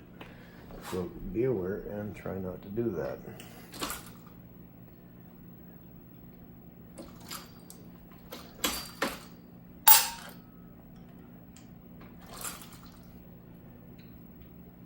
Now, I found out on some of the lighter weight bullets, I don't know exactly how many, you can cut these in half and get 2 bullets out of each core. Things really move quick when you can get it to do that. Anyway, I think it's about time to seat some cores. Alright, now we've completed a set of bead jackets, and we've prepared a set of cores to make 168 grain bullet. Now, we need to clean these before we seat the core, and as while we seat the core that we decide whether we're going to make a boat tail base, a concave base, or a flat base bullet. We'll show you how to do all of those. Alright, now that we've got our jackets and our cores all cleaned up and our hands free from oil, we want to place the core inside of each jacket. You don't want any oil in there. These things are going to take off and spin at 100,000 RPM or better, and you want them to be, you don't want the core to spin inside the jacket. I'm not getting into any core bonding at this time. That is an option. Maybe I'll look into that someday. But for now, just keep them clean and dry. Then we'll seat the cores. Now that we've got our seat jackets all formed up, and our cores are set to a 225 grain bullet weight, it's time to seat those cores, thus forming the bases, and then get into point forming.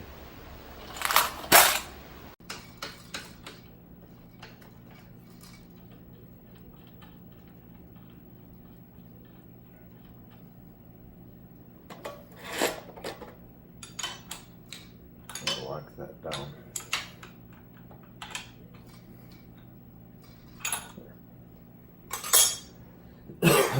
Excuse me. Now, we'll put some oil on the jacket on the outside, keeping in mind not to get any on the core. And core facing down on the base punch. Don't exactly know where to set that yet, so we'll just raise the ram. It just started to cam over there. And that is pretty much seated. I'm going to seat a little tighter, not much. If you get these jackets too tight, you'll hear a pop and the jacket will split right there. And it won't hurt the die or anything, but your bullet's junk. Alright, let's adjust the ejector down a little bit. And then lock it there. That'll get us out a little easier. Yeah, you'll just on the inside of it, I don't know if you can see it, but the lead will just start to climb up. And I'm seeing a little bit of a shine on that. It's a stretch mark. So I'm gonna go ahead and back that back off. I can't believe we got that close the first shot. And this forms the flat base. Now, there is an insert that I have for this that puts a concave base on it, and it was supposed to be used in conjunction with the point forming die, the base punch. He made a concave base punch for that. I found out I didn't even need to mess around inside of there. That base punch and the point forming die is plenty. That will do it. These do come out a little bit sharper, so I guess for the sake of the video, I'll go ahead and put it in there. I usually don't use them. Hold on a second. Well, alright, I'll run a couple of these first, and then I'll go ahead and change that.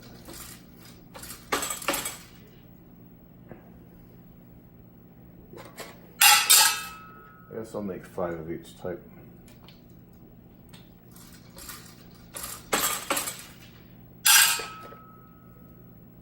There's enough lube left on my hands for that one. Alright, let's change that insert out. We'll get right back on it. Alright, now we've got that internal punch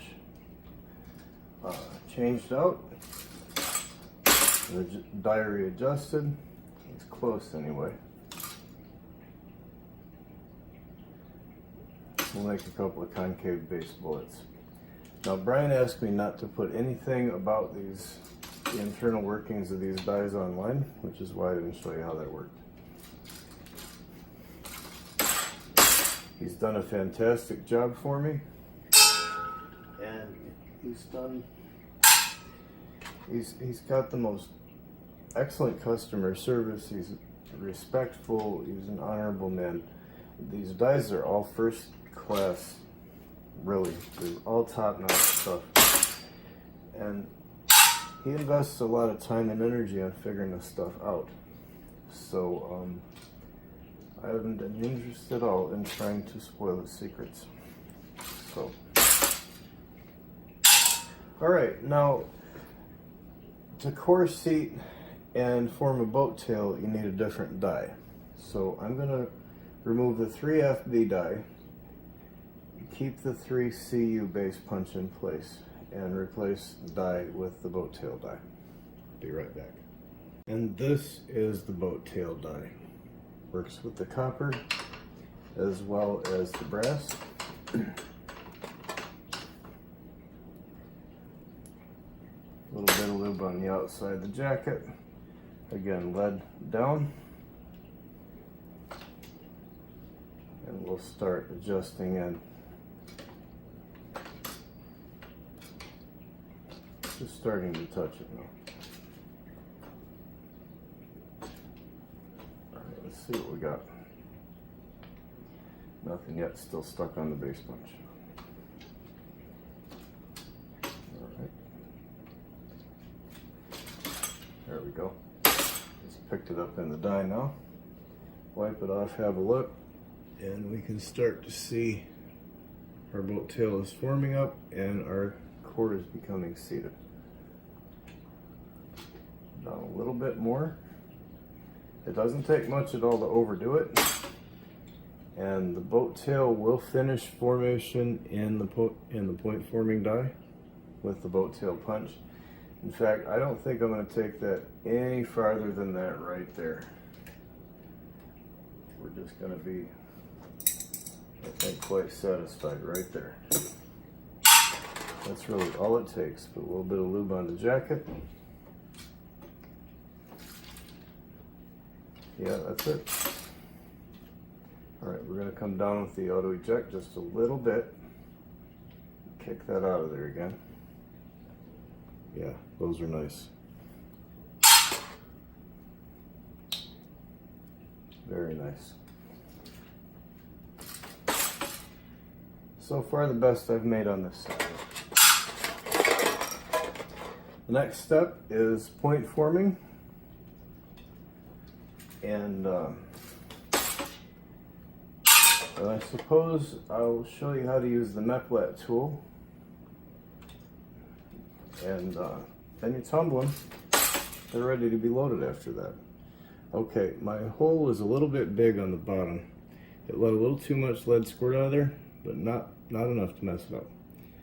When you tumble it, that stuff will all clean up, so don't even worry about it.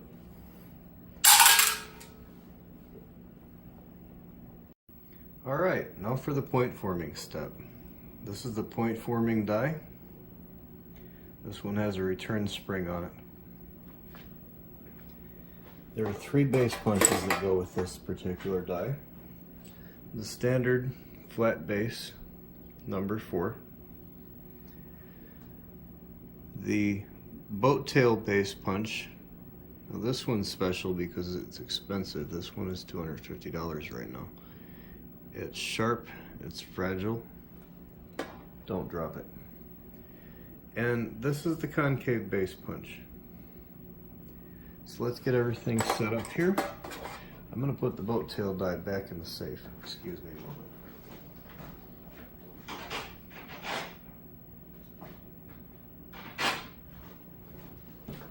We can start with the concave base punch. We need to raise the auto eject screw, I suppose, all the way. This is the tallest die, so this is how I set the auto eject system up, was off of this die.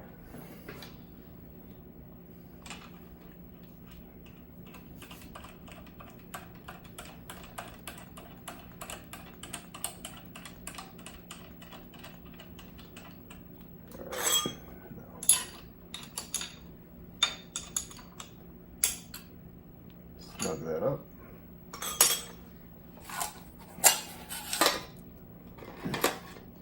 We've had a couple more, but I managed to split one of those copper jackets. A little too much pressure. Alright, you don't want to get too much lube on the die. The real fear here is getting a bullet stuck in the point forming die. That's kind of a nightmare. You have to get the nose closed up enough where the pin will come down and eject it. If the pin gets on the inside of there, like inside the hollow point, it can get stuck quite readily. I really don't want that to happen. It's a pain in the butt to get them out of there. Alright, we're not high enough in the press yet because it's too much pressure to get there. Alright, come down a little bit. Yep, there we go. Beautiful. Alright, we're not done yet, but that's a good start. And it's starting to form up our base too. So I'm going to come down in the press just a little bit more. A little bit of fresh lube, not a lot. Gently let it cam over. That felt pretty good. Yeah. Alright, that's a good bullet. Right there. That's a concave base, 168 grain. Alright, let's set our locking ring in there. I've had the best luck today with setting up these dies all around for shooting this stuff. And it's really been incredible. It usually takes a lot longer. So, there we go. And another. And a third. Let's wipe that off. Excuse me. There. That's what it's all about. Alright, let's change out the base punch. Finish up those flat base. I guess there's 5 of those and 5 boat tails.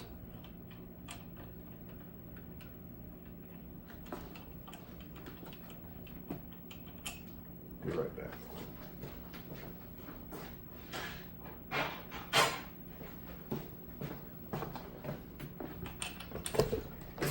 Alright, now I don't know if I've ever gone from a flat base to a concave base just directly before. I'm guessing I'm gonna have to change the height of the die in the press. I'm gonna go ahead and make that prediction. A little bit of fresh lube. Oops, upside down. There we go. Let's see where that goes. I don't think it's quite there yet. There. Almost. It's not. Oops, sorry about that. Getting to have a nice flat base on it though. Alright. Crack that loose. Tighten that down a little bit. If you do get a bullet stuck in the point forming die, send it back. Brian will fix it for you. I'm a little bit ballsy, and I've been around these tools for a long time, so I usually get them unstuck myself. If it gets to a point, I will send one back. I'm not going to discuss how I got it out. There, that's it. If you wouldn't want to, if you and Brian want to talk about that, I guess that's on you guys. But I'm not going to tell you how I got them out there. All right. Whoops. Got that locked down good enough. 4 flat base, 168 grain, copper jacketed hollow points. There it is. Oop. A little bit more lube in there first. It's good. We're okay. I wanted a little bit more, but I think I would have gotten into a bigger fight with that. So I decided just to run it. The ejector pin hadn't been involved with things yet, so I wasn't terribly concerned with that. A little. Just be careful. All right, now let's crack that loose and change out our base punch to that expensive boat tail die, and finish up these 5. From there, we'll move on to the Meplat tool, which is an extra. DT Sniper doesn't have anything to do with that. That is actually, I want to see MCR for MC rifles. Yeah, MC rifles. We'll get into that shortly.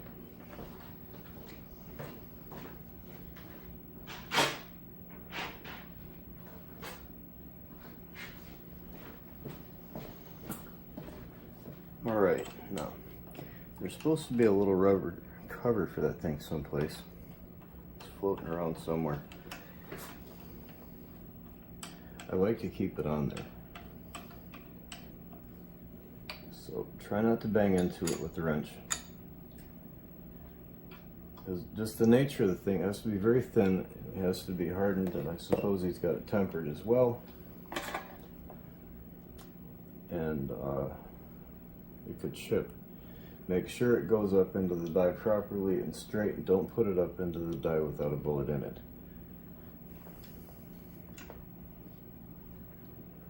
Double check that, make sure it's clear and clean. Oopsie daisy, little baby. No, we gotta go higher. There. Maybe a little more. Yep, a little more. Back off of that. Yeah, that pin is just inside that Meplat, but it's not stuck to it. Well, it's not stuck in it. It was stuck to it. Let's see, it kind of made a little dimple in there. I would not stick this back in that die. That'll work. We'll tighten that up just a little bit, because it's not very far off. And I think we've got it right about there. Maybe even past it a little bit, but just be gentle with it. That felt good. Yeah, that felt beautiful. Absolutely remarkable. And we've got a fantastic bullet here. 168 grain, boat tail hollow point, copper jacketed. Very nice. Good stuff. Very good stuff, Brian. If you want to, you can cantilever these too. You know what? I should add that. Why not? I mean, more to the video than the bullet. We're 3/4. I suppose I could do that with these. I do have the overall length figured out. I could look that up. I think I just may. All right. That's what it's all about. Okay, good. I'm kind of glad that happened. We have too much lube here. Those are lube dents. That's all that's wrong with that. Nothing is set up there. Nothing is set any differently here. It's just the amount of lube. That does take a little bit of practice. Okay, onward and upward. Yeah, I really can't complain about this at all. Can make any base I want to, copper or brass. Can't do concave with the brass, but that's okay. Any weight that I want to, pretty much any length that I want to. Okay, let's get the point forming die in place and our the correct base punches. We'll be using all three. We'll finish up the We'll finish up the 225 grain boat tails. Now that is how you drop a boat tail base punch. Be careful. I have a concrete floor in here that would have cost me $225. I try not to even bang into that with the wrench, as I mentioned before. Anyhow, I found a rubber cover for it. Add some fresh lube. Use the boat tail bullet only in the boat tail base punch. I don't think we're anywhere near it yet with the point forming die, but let's see. Oh, no way. It's just starting. Alright, locking ring up. Nope. Too far. A little more. Yeah, it's gonna be about it. Let's see. Yeah, good. I'm always afraid that I'm gonna be inside that bullet. Hey, that's pretty nice. I'm always afraid I'm gonna be inside the tip of that bullet with that pin. That's a nice looking bullet right there. Okay. Let's say that's about it. I might tweak that just a little bit. Fresh lube. Base down, nose up. I've got to put this mirror back in here. I've got this mirror. It's supposed to sit right about here. And it is invaluable. It is also broken. Yes. I'm going to come down just a little bit more in the press with the die. Call it good.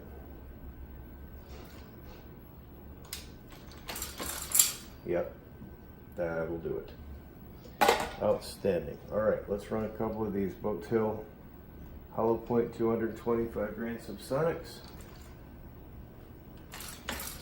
And I will change out the base punch. Make a couple of concave base and then a couple of flat base. I'm going to clean them, load them, and shoot them. Cannot wait.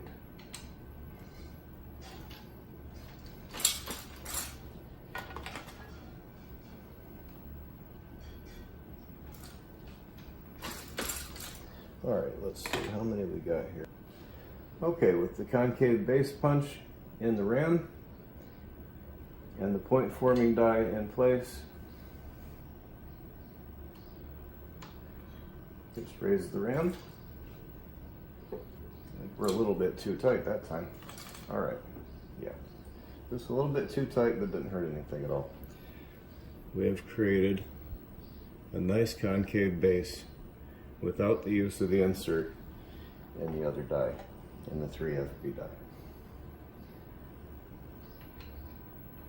All right, let's loosen that up just a bit. Tighten up the lock ring, raise the ram, and see what we're getting.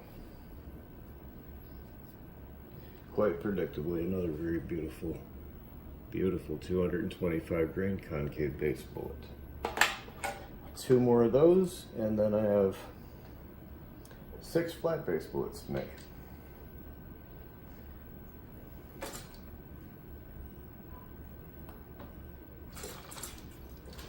Should have used a little bit more lube on that. But that's okay. It wasn't ridiculous.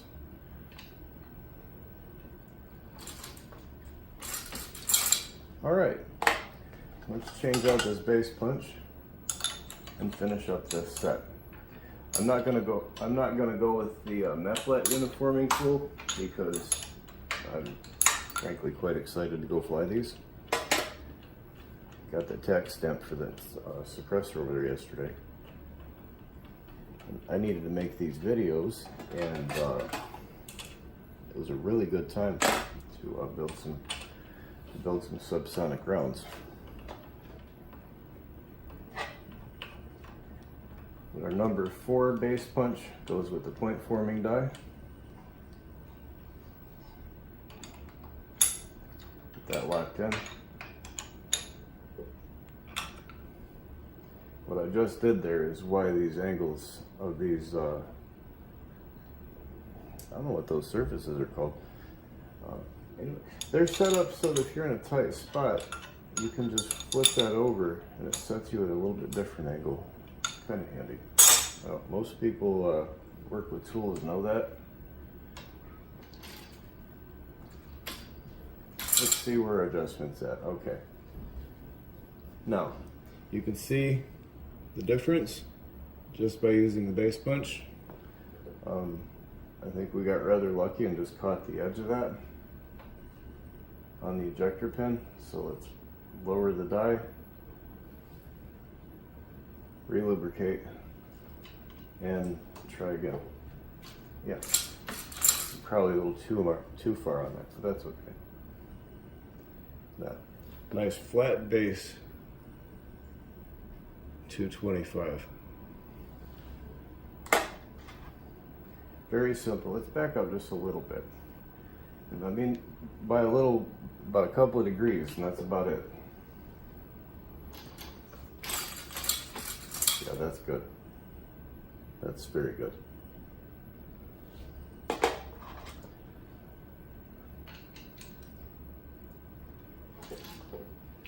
I've had a blast making these videos and making these bullets. I don't know if this is going to be the last section or not. If it is, well, I wish you all the best. No, it's not going to be the last section because I'm going to show a set of bullets that are all finished up, washed, etc. And if my targets are at all worth bragging about today out of that thing, and these bullets, I suppose I will post them. Good luck to you. Time for some finishing touches. This is the MC Rifles 308 caliber Meplet uniforming tool. This will be the die body for it.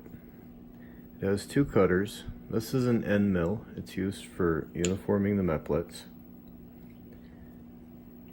This little pointed cutter reaches in and gets the hollow points. There's a flat and a set screw to control the depth on both.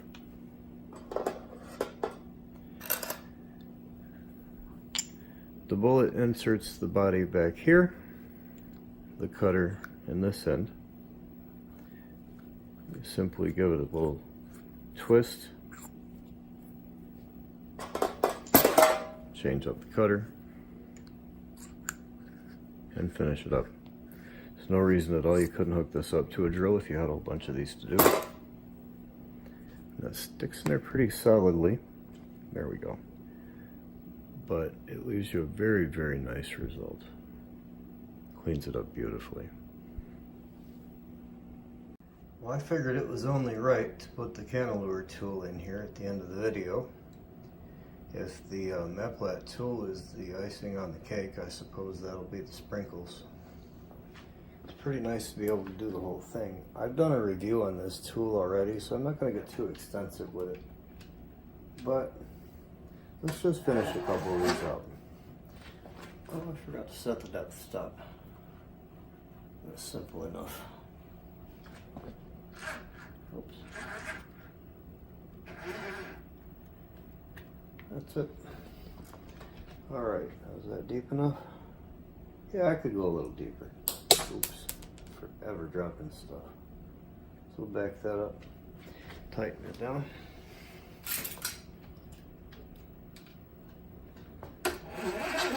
There. Alright.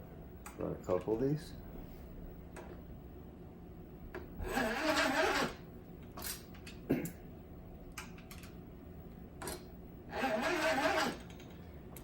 Whether or not you have a cantilever is up to you.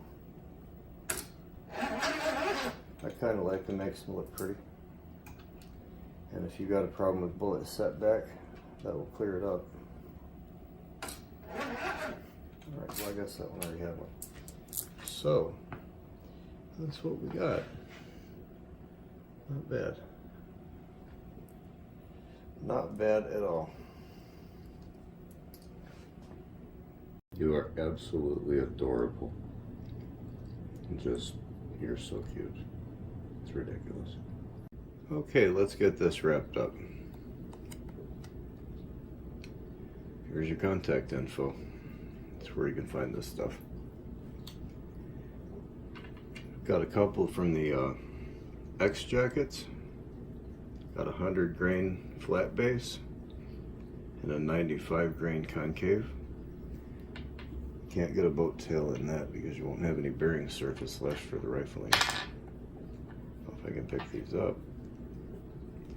Working on 115 grain or thereabouts for the blackout for a supersonic for the A jackets, and here's an example of each. And messing around with the 5.7s at that weight as well.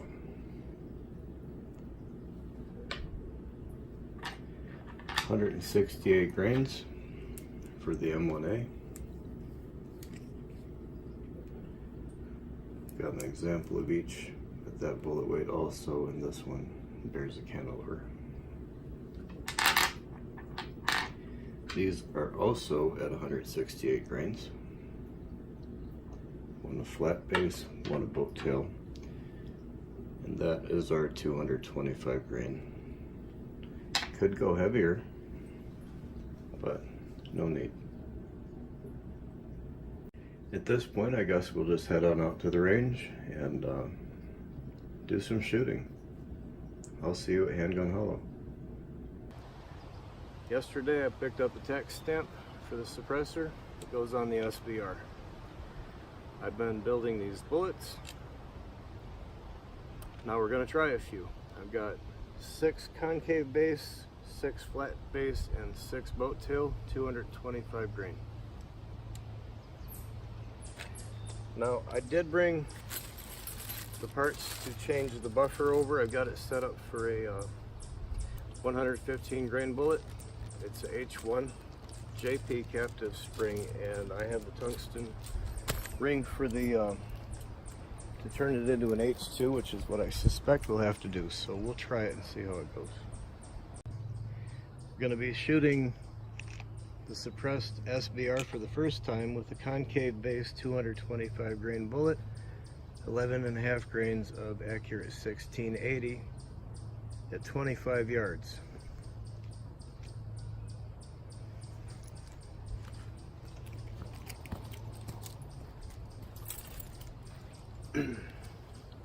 We're using an H1 buffer. I don't think it'll work with this heavy of a bullet, but I brought the parts to make the changeover.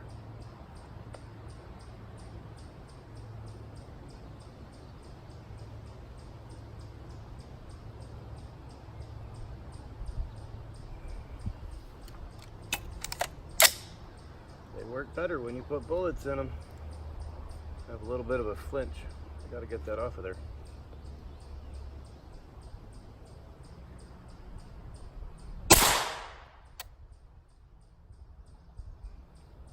Cycled.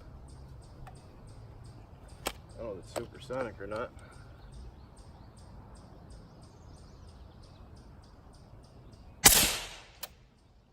Yeah, I think we're still supersonic, but it's cycling, which is great news.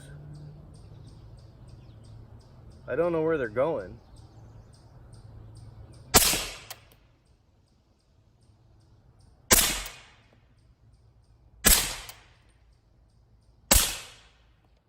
Lock the bolt open. That's good. That's really good. I have no idea where they're going. I don't see any hits out there.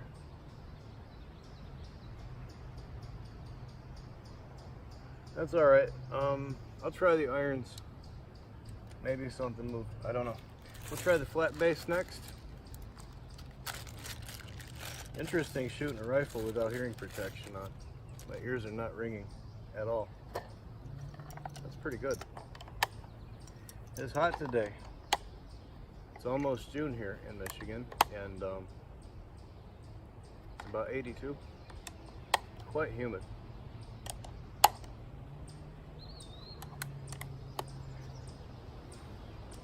What I should have done with that target board, and I didn't, I should have covered up all the old bullet holes. That's okay. That seemed a little light. Alright, these are the flat base. Again, 11.5 grains, accurate 1680.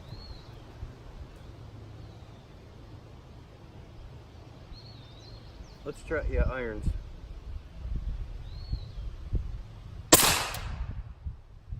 It rung a little bit there.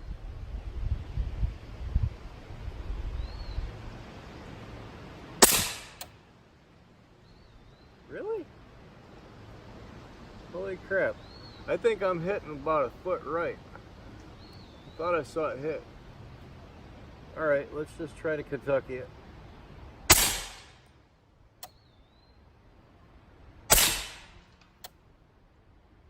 Oh, I heard the bullets flying around in the woods, but I don't know where they're going yet.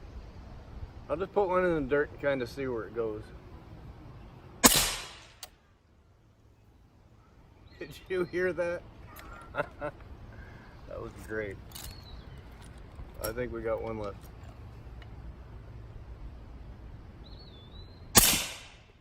Pop. Yeah, it's a little on the loud side, but it's doable. Again, we locked the bolt open.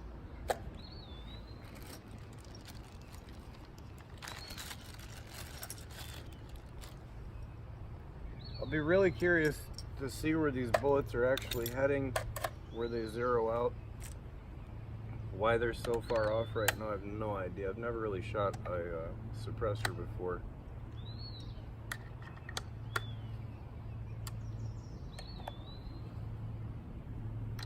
Alright, now for the boat tails. Hopefully we get some more sound effects. It's likely that's been going on the whole time, but we weren't hearing it.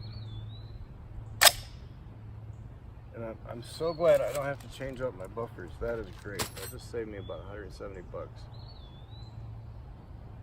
That's great. All right, I guess,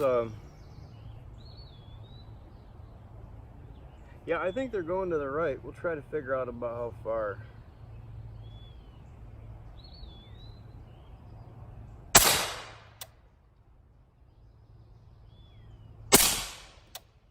I don't know.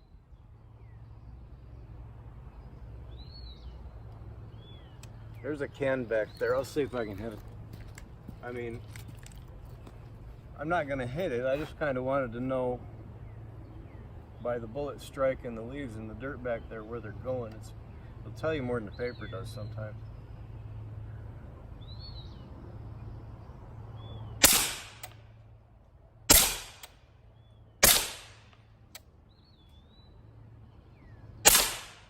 Well, I have no idea where they're going, but it works. We'll get that eventually. I would have shown you the targets, but I don't think there's any point.